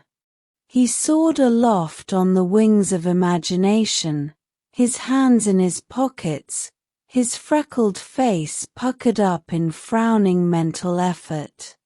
He certainly enjoyed himself. If only some of it could happen to me, breathed his friend. Does it come to you at nights, William? Yes, nodded William. Nights mostly. I shall watch tonight, said Cousin Mildred. And you say the house is old? Awful old, said William, reassuringly. Her attitude to William was a relief to the rest of the family. Visitors sometimes objected to William. She seems to have almost taken to William, said his mother, with a note of unflattering disbelief in her voice. William was pleased yet embarrassed by her attentions. It was a strange experience to him to be accepted by a grown-up as a fellow being. She talked to him with interest and a certain humility. She bought him sweets and seemed pleased that he accepted them. She went for walks with him, and evidently took his constrained silence for the silence of depth and wisdom. Beneath his embarrassment he was certainly pleased and flattered. She seemed to prefer his company to that of Ethel. That was one in the eye for Ethel. But he felt that something was expected from him in return for all this kindness and attention. William was a sportsman. He decided to supply it. He took a book of ghost stories from the juvenile library at school and read them in the privacy of his room at night. Many were the thrilling adventures which he had to tell to Cousin Mildred in the morning. Cousin Mildred believed in everything. She supplied him with sweets on a generous scale. She listened to him with awe and wonder. William, you are one of the elect, the chosen, she said, one of those whose spirits can break down the barrier between the unseen world and ours with ease. And always she sighed and stroked back her thin locks, sadly. Oh, how I wish that some experience would happen to me. One morning, after the gift of an exceptionally large tin of sweets, William's noblest feelings were aroused. Manfully he decided that something should happen to her. Cousin Mildred slept in the bedroom above William's. Descent from one window to the other was easy, but ascent was difficult. That night Cousin Mildred awoke suddenly as the clock struck 12. There was no moon, and only dimly did she discern the white figure that stood in the light of the window. She sat up, quivering with eagerness. Her short, thin little pigtail stuck out horizontally from her head. Her mouth was wide open. "Oh," she gasped. The white figure moved a step forward and coughed nervously. Cousin Mildred clasped her hands. "Speak," she said, in a tense whisper. "Oh, speak. Some message. Some revelation." William was speechless. None of the ghosts he had read of had spoken. They had rattled and groaned and beckoned, but they had not spoken. He tried groaning and emitted a sound faintly reminiscent of a sea-sick voyager. "Oh, speak," pleaded Cousin Mildred. Evidently speech was a necessary part of this performance. William wondered whether ghosts spoke English or a language of their own. He inclined to the latter view and nobly took the plunge. "Honk, yonk, ponk," he said, firmly. Cousin Mildred gasped in wonder. "Oh, explain," she pleaded, ardently. "Explain in our poor human speech. Some message." William took fright. It was all turning out to be much more complicated than he had expected. He hastily passed through the room and out of the door, closing it noisily behind him. As he ran along the passage came a sound like a crash of thunder. Outside in the passage were Cousin Mildred's boots, William's father's boots, and William's brother's boots, and into these charged William in his headlong retreat. They slid noisily along the polished wooden surface of the floor, hitting into each other as they went. Doors opened suddenly and William's father collided with William's brother in the dark passage, where they wrestled fiercely before they discovered each other's identity. "I heard that confounded noise and I came out." "So did I." "Well, then, who made it? Who did? If it's that wretched boy up to any tricks again." William's father left the sentence unfinished, but went with determined tread towards his younger son's room. William was discovered, carefully spreading a sheet over his bed and smoothing it down.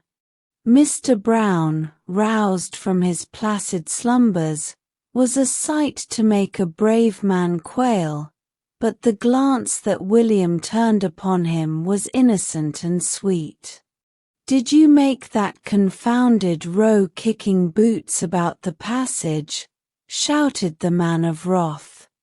"No, father," said William, gently. "I've not been kicking no boots about." "Were you down on the lower landing just now?" said Mr. Brown, with compressed fury. William considered this question silently for a few seconds, then spoke up brightly and innocently. "I don't know, father.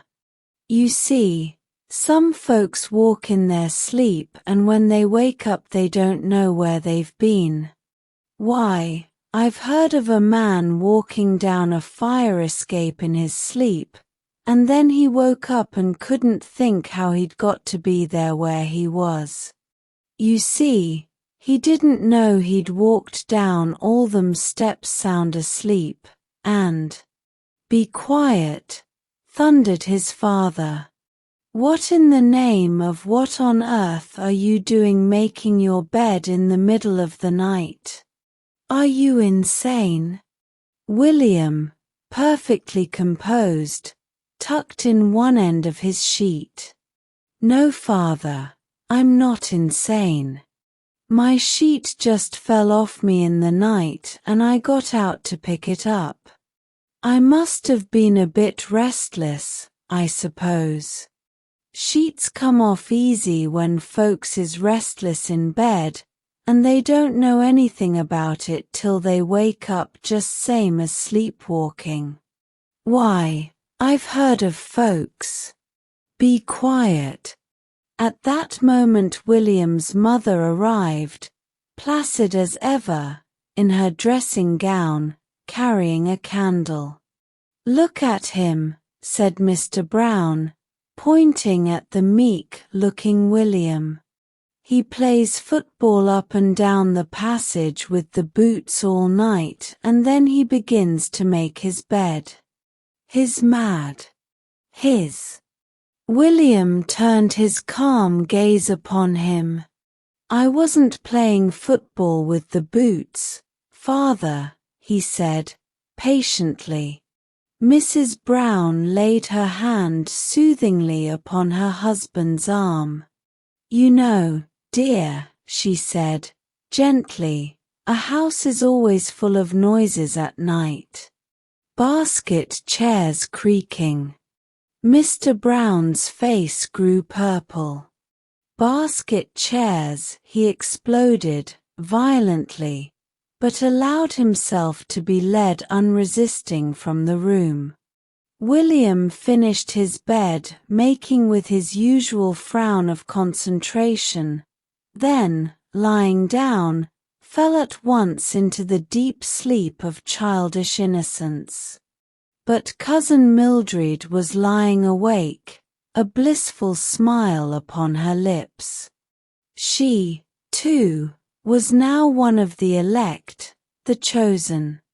Her rather deaf ears had caught the sound of supernatural thunder as her ghostly visitor departed, and she had beamed with ecstatic joy. "Honk," she murmured, dreamily. "Honk, yonk, ponk." William felt rather tired the next evening.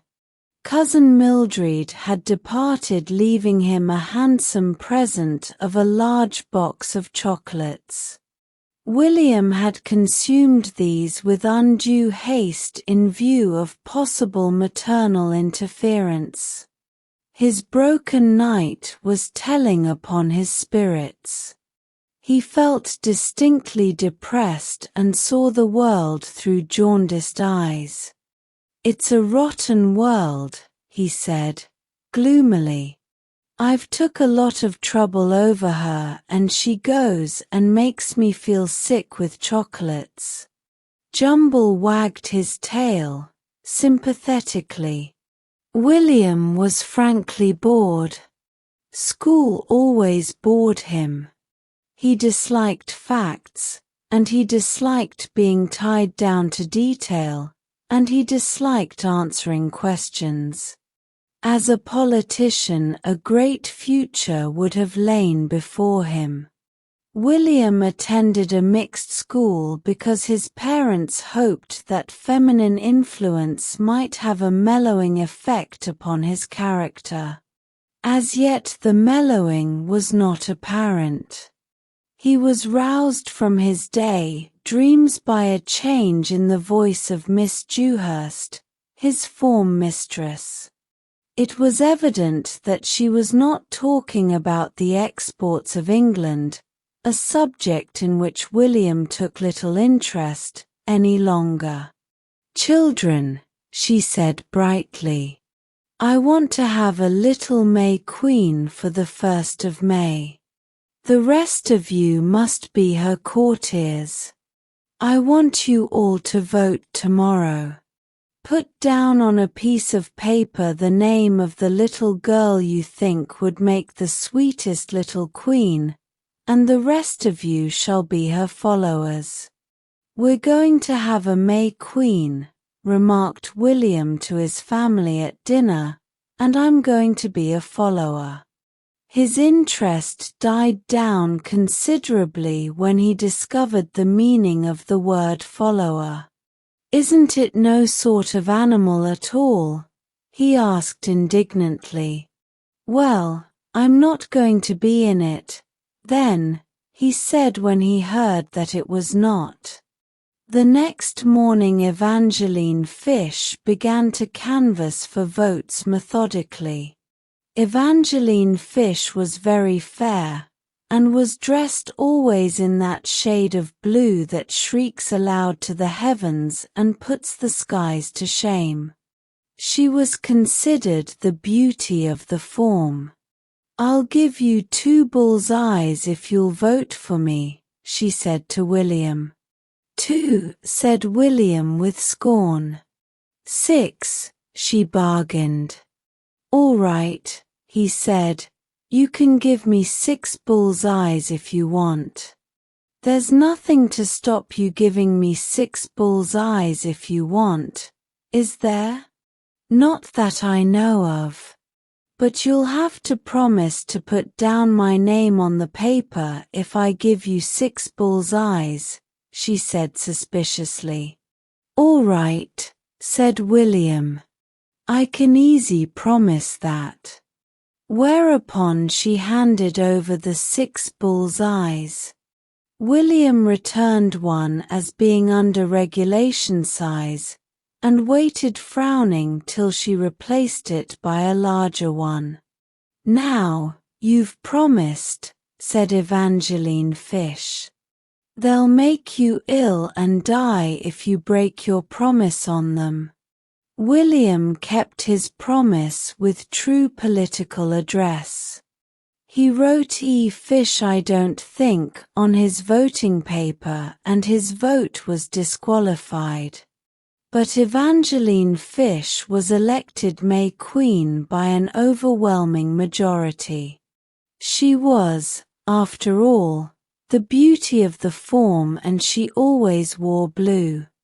And now she was to be May Queen. Her prestige was established forever. "Little angel," murmured the elder girls. The small boys fought for her favors. William began to dislike her intensely. Her voice, and her smile, and her ringlets, and her blue dress began to jar upon his nerves. And when anything began to jar on William's nerves, something always happened. It was not till about a week later that he noticed Bettine Franklin. Bettine was small and dark. There was nothing angelic about her. William had noticed her vaguely in school before and had hardly looked upon her as a distinct personality. But one recreation in the playground he stood leaning against the wall by himself, scowling at Evangeline Fish. She was surrounded by a crowd of admirers, and was talking to them in her angelic voice. "I'm going to be dressed in white with a blue sash. Blue suits me, you know. I'm so fair." She tossed back a ringlet. "One of you will have to hold my train and the rest must dance round me. I'm going to have a crown," and she turned round in order to avoid the scowling gaze of William in the distance. William had discovered that his scowl annoyed her, and since then had given it little rest. But there was no satisfaction in scowling at the back of her well-curled head, so he relaxed his scowl and let his gaze wander round the playground. And it fell upon Bettine. Bettine was also standing by herself and gazing at Evangeline Fish. But she was not scowling. She was looking at Evangeline Fish with wistful envy. For Evangeline Fish was angelic and a May Queen, and she was neither of these things. William strolled over and lolled against the wall next to her. "Hello," he said, without looking at her, for this change of position had brought him again within range of Evangeline Fish's eye, and he was once more simply one concentrated scowl. "Hello," murmured Bettine shyly and politely. "You like pink rock," was William's next effort. Said Bettine, nodding emphatically. "I'll give you some next time I buy some," said William grandly, "but I shan't be buying any for a long time," he added bitterly. "'Cause an old ball slipped out my hands on to our dining room window before I noticed it yesterday." She nodded understandingly. "I don't mind," she said sweetly. "I'll like you just as much if you don't ever give me any rock." William blushed. "I didn't know you liked me," he said. "I do," she said fervently. "I like your face and I like the things you say." William had forgotten to scowl. He was one flaming mixture of embarrassment and delight. He plunged his hands into his pockets and brought out 2 marbles, a piece of clay, and a broken toy gun. "You can have them all," he said in reckless generosity. "You keep them for me," said Bettine sweetly. "I hope you dance next me at the Maypole when Evangeline's queen. Won't it be lovely?" And she sighed. "Lovely," exploded William. "Huh. Won't you like it?" said Bettine wonderingly. "Me," exploded William again. "Dancing round a pole. Round that old girl? But she's so pretty." "No, she isn't," said William firmly. "She just isn't. Not much. I don't like her nasty shiny hair, and I don't like her nasty blue clothes, and I don't like her nasty face, and I don't like her nasty white shoes, nor her nasty necklaces, nor her nasty squeaky voice." He paused. Bettine drew a deep breath. "Go on some more," she said. "I like listening to you." "Do you like her?" said William. "No. She's awful greedy." "Did you know she was awful greedy?" "I can believe it," said William. "I can believe anything of anyone what talks in that squeaky voice. Just watch her when she's eating cakes. She goes on eating and eating and eating. She'll bust and die one day then," prophesied William solemnly, "and I shan't be sorry. But she'll look ever so beautiful when she's a May Queen." "You'd look nicer," said William. Bettine's small pale face flamed. "Oh no," she said. "Would you like to be a May Queen?"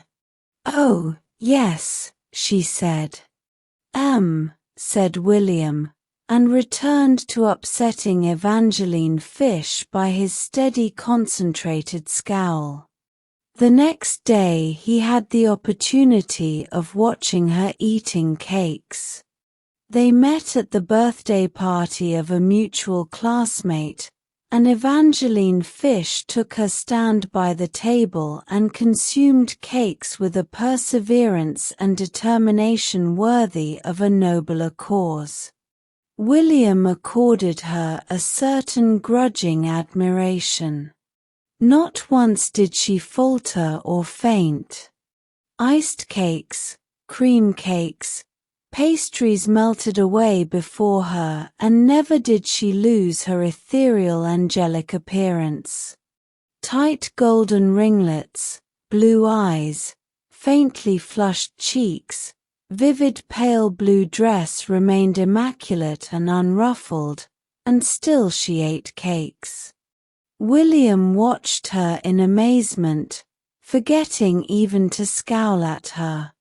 Her capacity for cakes exceeded even William's, and his was no mean one. They had a rehearsal of the maypole dance and crowning the next day. "I want William Brown to hold the Queen's train," said Miss Dewhurst. "Me?" ejaculated William in horror. "Do you mean me?" "Yes, dear. It's a great honor to be asked to hold little Queen Evangeline's train. I'm sure you feel very proud. You must be her little courtier." Said William, transferring his scowl to Miss Dewhurst. Evangeline beamed. She wanted William's admiration. William was the only boy in the form who was not her slave. She smiled at William sweetly. "I'm not good at holding trains," said William. "I don't like holding trains. I've never been taught about holding trains. I might do it wrong on the day and spoil it all. I shan't /X92T like to spoil it all," he added virtuously. "Oh, we'll have heaps of practices," said Miss Dewhurst brightly. As he was going, Bettine pressed a small apple into his hand. "A present for you," she murmured. "I saved it from my dinner." He was touched. "I'll give you something tomorrow," he said, adding hastily, "if I can find anything." They stood in silence till he had finished his apple. "I've left a lot on the core," he said in a tone of unusual politeness, handing it to her. "Would you like to finish it?" "No, thank you." "William, you'll look so nice holding her train." "I don't want to, and I bet I won't." "You don't know the things I can do," he said darkly. "Oh, William," she gasped in awe and admiration. "I'd hold your train if you was going to be queen," he volunteered. "I wouldn't want you to hold my train," she said earnestly. I'd want you to be May King with me." "Yes." "Why don't they have May Kings?" said William, stung by this insult to his sex. "Why shouldn't there be a May King?" "I spec they do, really, only perhaps Miss Dewhurst doesn't know about it." "Well, it doesn't seem sense not having May Kings, does it? I wouldn't mind being May King if you was May Queen." The rehearsal was, on the whole, a failure. In the end he was degraded from the position of train bearer to that of ordinary follower. The boys were to be dressed in smocks and the girls in print dresses, and the maypole dance was to be performed round Evangeline Fish, who was to stand in queenly attire by the pole in the middle. All the village was to be invited.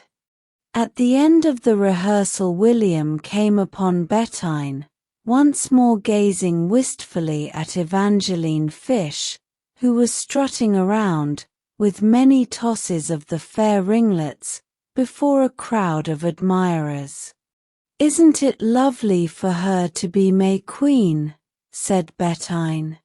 "She's a rotten one," said William. "I'm jolly glad I've not to hold up her rotten old train and listen to her nasty squeaky voice singing close to, and I'll give you a present tomorrow." He did. He found a centipede in the garden and pressed it into her hand on the way to school. "They're jolly interesting," he said. "Put it in a match box and make holes for its breath and it'll live ever so long. It won't bite you if you hold it the right way." And because she loved William, she took it without even a shudder. Evangeline Fish began to pursue William. She grudged him bitterly to Bettine. She turned around near him in her sky-blue garments. She tossed her ringlets about him. She looked at him with her pale blue eyes.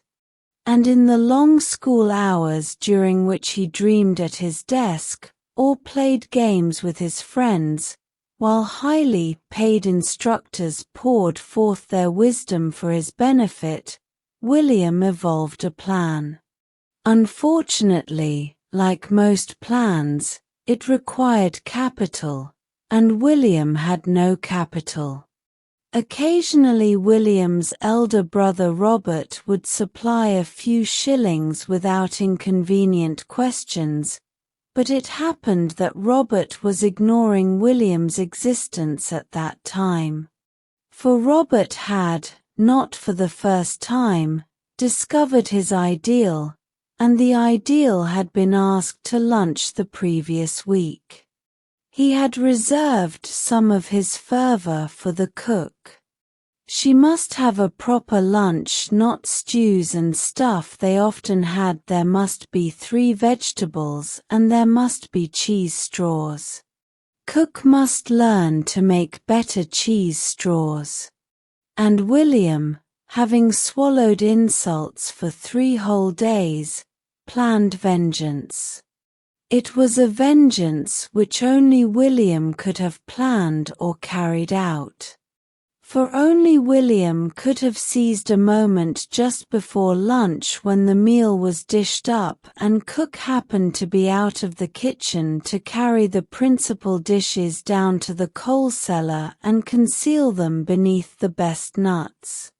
It is well to draw a veil over the next half hour. Both William and the meal had vanished. Robert tore his hair and appealed vainly to the heavens. He hinted darkly at suicide. For what is cold tongue and coffee to offer to an ideal? The meal was discovered during the afternoon in its resting place and given to William's mongrel, Jumble, who crept about during the next few days in the agonies of stomachache. Robert had bitterly demanded of William why he went about the world spoiling people's lives and ruining their happiness. Whence it came that William, optimist though he was, felt that any appeal to Robert for funds would be inopportune, to say the least of it. But Providence was on William's side for once. An old uncle came to tea and gave William 5 shillings. "Going to dance at a maypole, I hear," he chuckled. "Perhaps," was all William said. His family were relieved by his meekness with regard to the May Day festival. Sometimes William made such a foolish fuss about being dressed up and performing in public. "You know, dear," said his mother, "it's a dear old festival, and quite an honor to take part in it, and a smock is quite a nice manly garment." "Yes, mother," said William. "The day was fine, a real May Day." The maypole was fixed up in the field near the school, and the little performers were to change in the schoolroom. William went out with his brown paper parcel of stage properties under his arm and stood gazing up the road by which Evangeline Fish must come to the school. For Evangeline Fish would have to pass his gate. Soon he saw her, her pale blue radiant in the sun. "Hello," he greeted her. She smiled shyly. She had won him at last. Waiting to walk to the school with me, William, she said. He still loitered. You're awful early. Am I? I thought I was late. I meant to be late. I don't want to be too early. I'm the most important person, and I want to walk in after the others, then they'll all look at me. She tossed her tightly wrought curls. Come into our old shed a minute, said William. I've got a present for you. She blushed and looked at him. Oh, William, she said, and followed him into the wood shed. Look, he said. His uncle's 5 shillings had been well expended. Rows of cakes lay round the shed, pastries, and sugar cakes, and iced cakes, and currant cakes. Have a lot, said William. They're all for you. Go on. Eat them all. You can eat and eat and eat. There's lots and lots of time and they cannot begin without you, can they? Oh, William, she said. She gloated over them. Oh, may I? There's heaps of time, said William. Go on. Eat them all. Her greedy little eyes seemed to stand out of her head. Oh, she said in rapture. She sat down on the floor and began to eat, lost to everything but icing and currants and pastry. William made for the door, then he paused, gazed wistfully at the feast, stepped back, and, grabbing a cream bun in each hand, crept quietly away. Bettine in her print frock was at the door of the school. Hurry up, she said anxiously. You're going to be late. The others are all out. They're waiting to begin. Miss Dewhurst's out there. They're all come but you and the Queen. I stayed 'cause you asked me to stay to help you. He came in and shut the door. You're going to be May Queen, he announced firmly. Me? She said in amazement. Yes. And I'm going to be king. He unwrapped his parcel. Look, he said. He had ransacked his sister's bedroom. Once Ethel had been to a fancy dress dance as a fairy. Over Bettine's print frock he drew a crumpled gauze slip with wings, torn in several places. On her brow he placed a shining crown, and she quivered with happiness. Oh, how lovely, she said. How lovely, how lovely. His own preparations were simpler. He tied a red sash that he had taken off his sister's hat over his right shoulder and under his left arm on the top of his smock.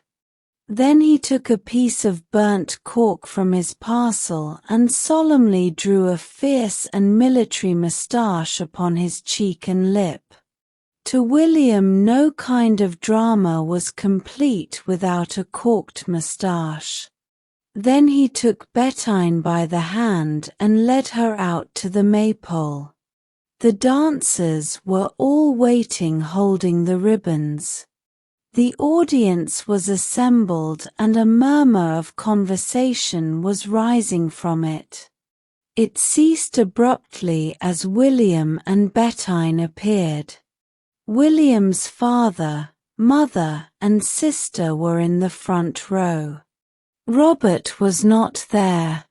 Robert had declined to come to anything in which that little wretch was to perform.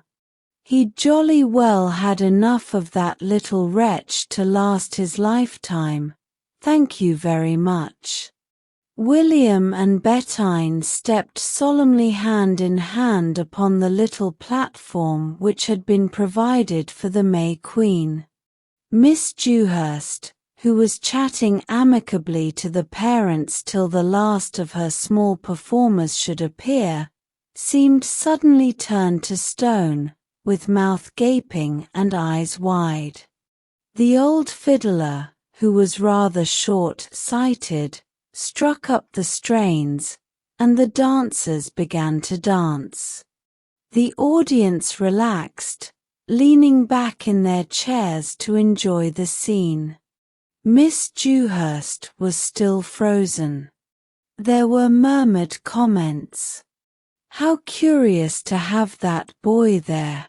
A sort of attendant, I suppose. Yes, perhaps he's something allegorical. A sort of pageant. Good luck or something. It's not quite the sort of thing I expected, I must admit. What do you think of the Queen's dress? I always thought Miss Dewhurst had better taste. Rather tasteless, I call it. I think the moustache is a mistake. It gives quite a common look to the whole thing. I wonder who is meant to be. Pan, do you think? Uncertainly. Oh, no, nothing so pagan, I hope, said an elderly matron, horrified. He's that brown boy, you know. There always seems to be something queer about anything he's in. I've noticed it often. But I hope he's meant to be something more Christian than Pan, though one never knows in these days, she added darkly. William's sister had recognized her possessions, and was gasping in anger.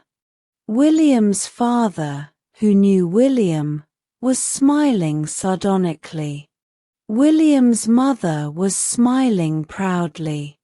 You're always running down William, she said to the world in general, but look at him now. He's got a very important part, and he said nothing about it at home. I call it very nice and modest of him. And what a dear little girl. Bettine, standing on the platform with William's hand holding hers and the maypole dancers dancing round her, was radiant with pride and happiness. And Evangeline Fish in the wood shed was just beginning the last currant cake. William was a scout. The fact was well known. There was no one within a 5-mile radius of William's home who did not know it.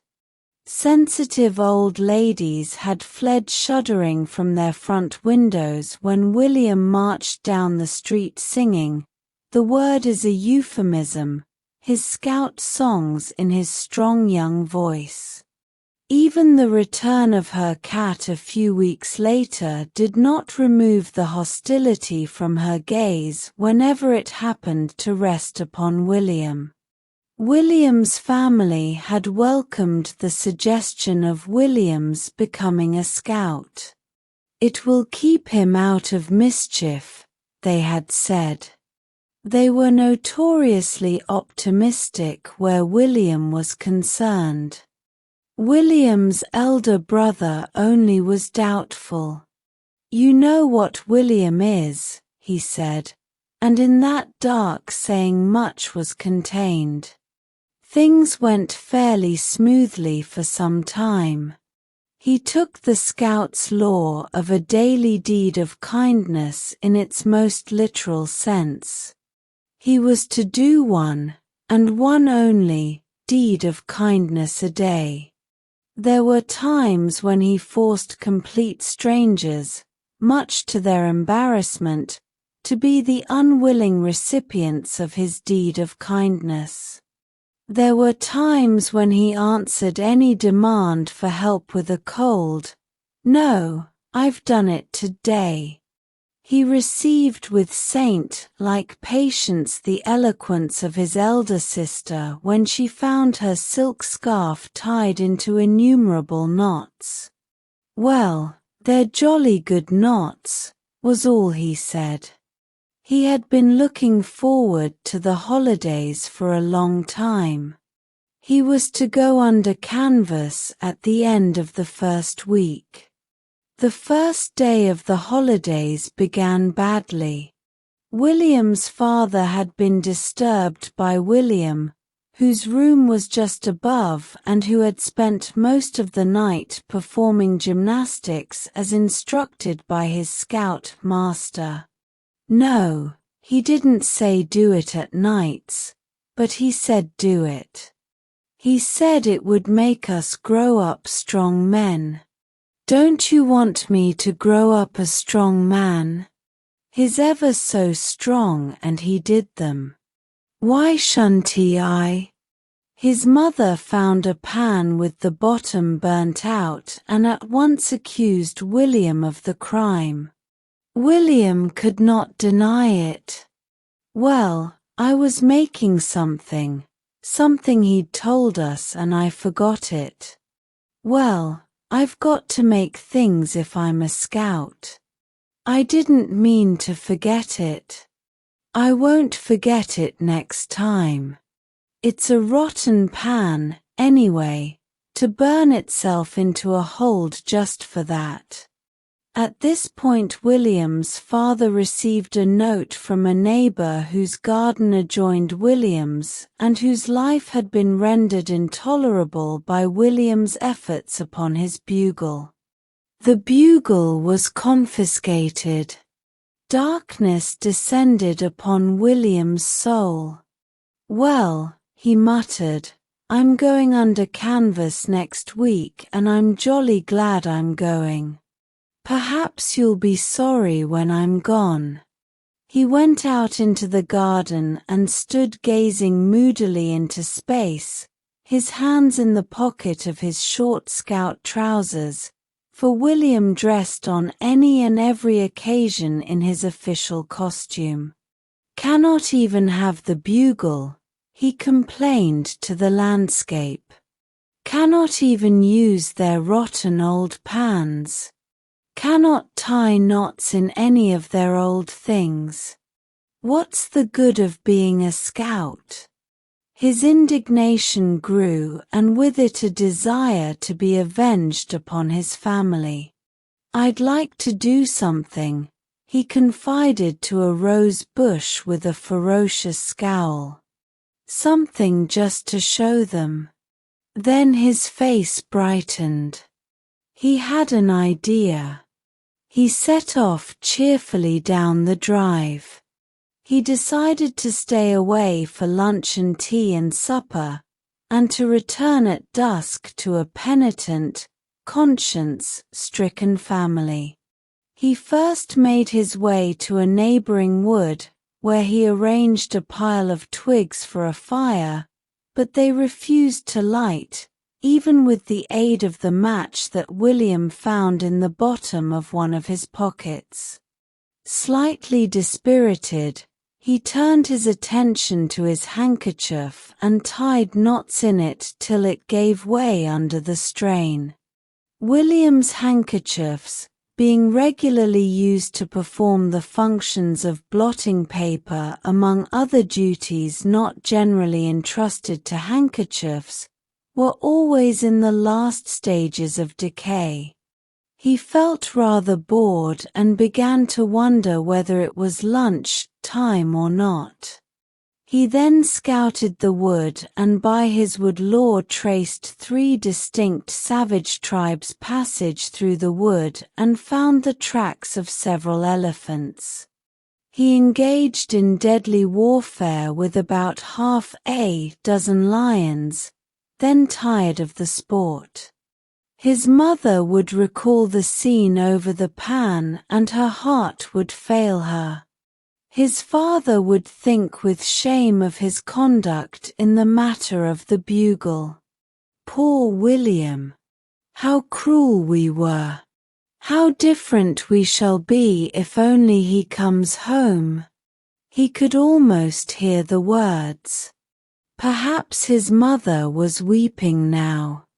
His father, wild-eyed and white-lipped, was pacing his study, waiting for news, eager to atone for his unkindness to his missing son. Perhaps he had the bugle on the table ready to give back to him. Perhaps he'd even bought him a new one. He imagined the scene of his return. He would be nobly forgiving. He would accept the gift of the new bugle without a word of reproach. His heart thrilled at the thought of it. He was getting jolly hungry. It must be after lunch time. But it would spoil it all to go home too early. Here he caught sight of a minute figure regarding him with a steady gaze and holding a paper bag in one hand. William stared down at him. "What you dressed up like that for?" said the apparition, with a touch of scorn in his voice. William looked down at his sacred uniform and scowled. "I'm a scout," he said loftily. "Scout," repeated the apparition, with an air of polite boredom. "What's your name?" "William." "Mine's Thomas." "Will you catch me a wasp?" "Look at my wasp." He opened the bag slightly and William caught sight of a crowd of wasps buzzing about inside the bag. "Want more?" demanded the infant. "Want lots more. Look. Snails." He brought out a handful of snails from a miniature pocket and put them on the ground. "Watch them put their horns out. Watch them walk. Look. They're walking. They're walking." His voice was a scream of ecstasy. He took them up and returned them to their pocket.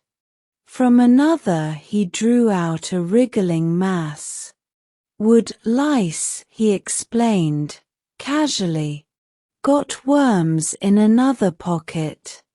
He returned the wood lice to his pocket except one, which he held between a finger and thumb laid thoughtfully against his lip. "Want wasps now? You get them for me." William roused himself from his bewilderment. How do you catch them?" he said. "Wings," replied Thomas. "Get hold of their wings and they don't sting. Sometimes they do, though," he added casually. "Then your hands go big." A wasp settled near him, and very neatly the young naturalist picked him up and put him in his paper prison. "Now you get one," he ordered William. William determined not to be beaten by this minute but dauntless stranger. As a wasp obligingly settled on a flower near him, he put out his hand, only to withdraw it with a yell of pain and apply it to his mouth. Oh, you," he said. "Crumbs." Thomas emitted a burst of laughter. "You stung," he said. "Did it sting you?" Funny. William's expression of rage and pain was exquisite to him. "Come on, boy," he ordered at last. "Let's go somewhere else." William's bewildered dignity made a last stand. "You can go," he said. "I'm playing by myself." "All right," agreed Thomas. "You play by yourself and me play by myself, and we'll be together playing by ourselves." He set off down a path, and meekly William followed. It must be jolly late, almost tea time. I'm hungry, said Thomas suddenly. Give me some breakfast. I haven't got any, said William irritably. Well, find some, persisted the infant. I cannot. There isn't any to find. Well, buy some. I haven't any money. Well, buy some money. Goaded, William turned on him. Go away, he bellowed. Thomas's blue eyes, beneath a mop of curls, met his coldly. Don't talk so loud, he said sternly. There's some blackberries there. You can get me some blackberries. William began to walk away, but Thomas trotted by his side. There, he persisted. Just where I'm pointing. Lovely great big huge ones. Get them for my breakfast. Reluctantly the scout turned to perform his deed of kindness. Thomas consumed blackberries faster than William could gather them. Up there, he commanded. No, the one right up there I want. I want it quick, I've eaten all the others. William was scratched and breathless, and his shirt was torn when at last the hungry Thomas was satisfied. Then he had a little refreshment himself, while Thomas turned out his pockets. I'll let them go now, he said. One of his wood lice, however, stayed motionless where he put it. What's the matter with it? Said William, curiously. I expect Ms. the matter with it, said Thomas succinctly. Now, get me some little fishes, and tadpoles, and water things, he went on cheerfully. William turned round from his blackberry bush. Well, I won't, he said decidedly. I've had enough. You've had enough breakfast, said Thomas sternly. I've found a little tin for the things, so be quick. Oh, here's a fly. A green fly. It's sitting on my finger. Does it like me 'cause it's sitting on my finger? No, said William, turning a purple, stained face round scornfully. It must be nearly night. He didn't want to be too hard on them, to make his mother ill or anything. He wanted to be as kind as possible. He'd forgive them at once when he got home. He'd ask for one or two things he wanted, as well as the new bugle. A new penknife, and an engine with a real boiler. Why does it not like me? Persisted Thomas. William was silent. Question and questioner were beneath contempt. Why does it not like me? He shouted stridently. Flies don't like people, silly. Why not? Retorted Thomas. They don't know anything about them. Well, I'll tell it about me. My name's Thomas, he said to the fly politely. Now does it like me? William groaned. But the fly had now vanished, and Thomas once more grew impatient. Come on, he said. Come on and find things for me. William's manly spirit was by this time so far broken that he followed his new acquaintance to a neighboring pond, growling threateningly but impotently. Now, commanded his small tyrant, take off your boots and stockings and go and find things for me. Take off yours, growled William, and find things for yourself. No, said Thomas. Crocodiles might be there and bite my toes. If you don't go in, I'll scream and scream and scream. William went in. He walked gingerly about the muddy pond. Thomas watched him critically from the bank. I don't like your hair, he said confidingly. William growled. He caught various small swimming objects in the tin and brought them to the bank for inspection. I want more than that, said Thomas calmly. Well, you won't get it, retorted William. He began to put on his boots and stockings, wondering desperately how to rid himself of his unwanted companion. But fate solved the problem. With a loud cry, a woman came running down the path. Tommy, she said. My little darling Tommy. I thought you were lost. She turned furiously to William. You ought to be ashamed of yourself, she said. A great boy of your age leading a little child like this into mischief. If his father was here, he'd show you. You ought to know better, and you a scout. William gasped. Well, he said, and I've been doing deeds of kindness on him all morning.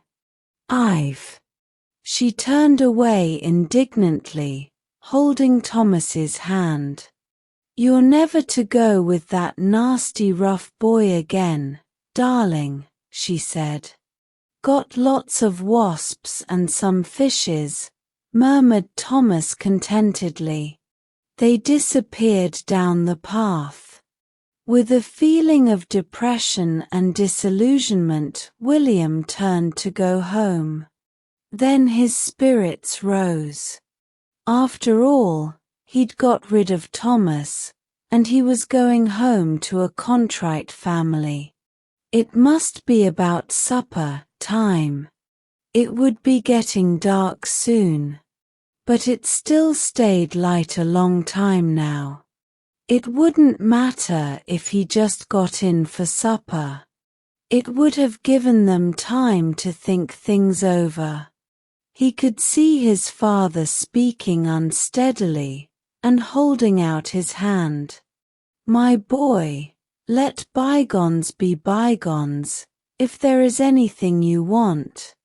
His father had never said anything of this sort to him yet, but, by a violent stretch of imagination, he could just conceive it.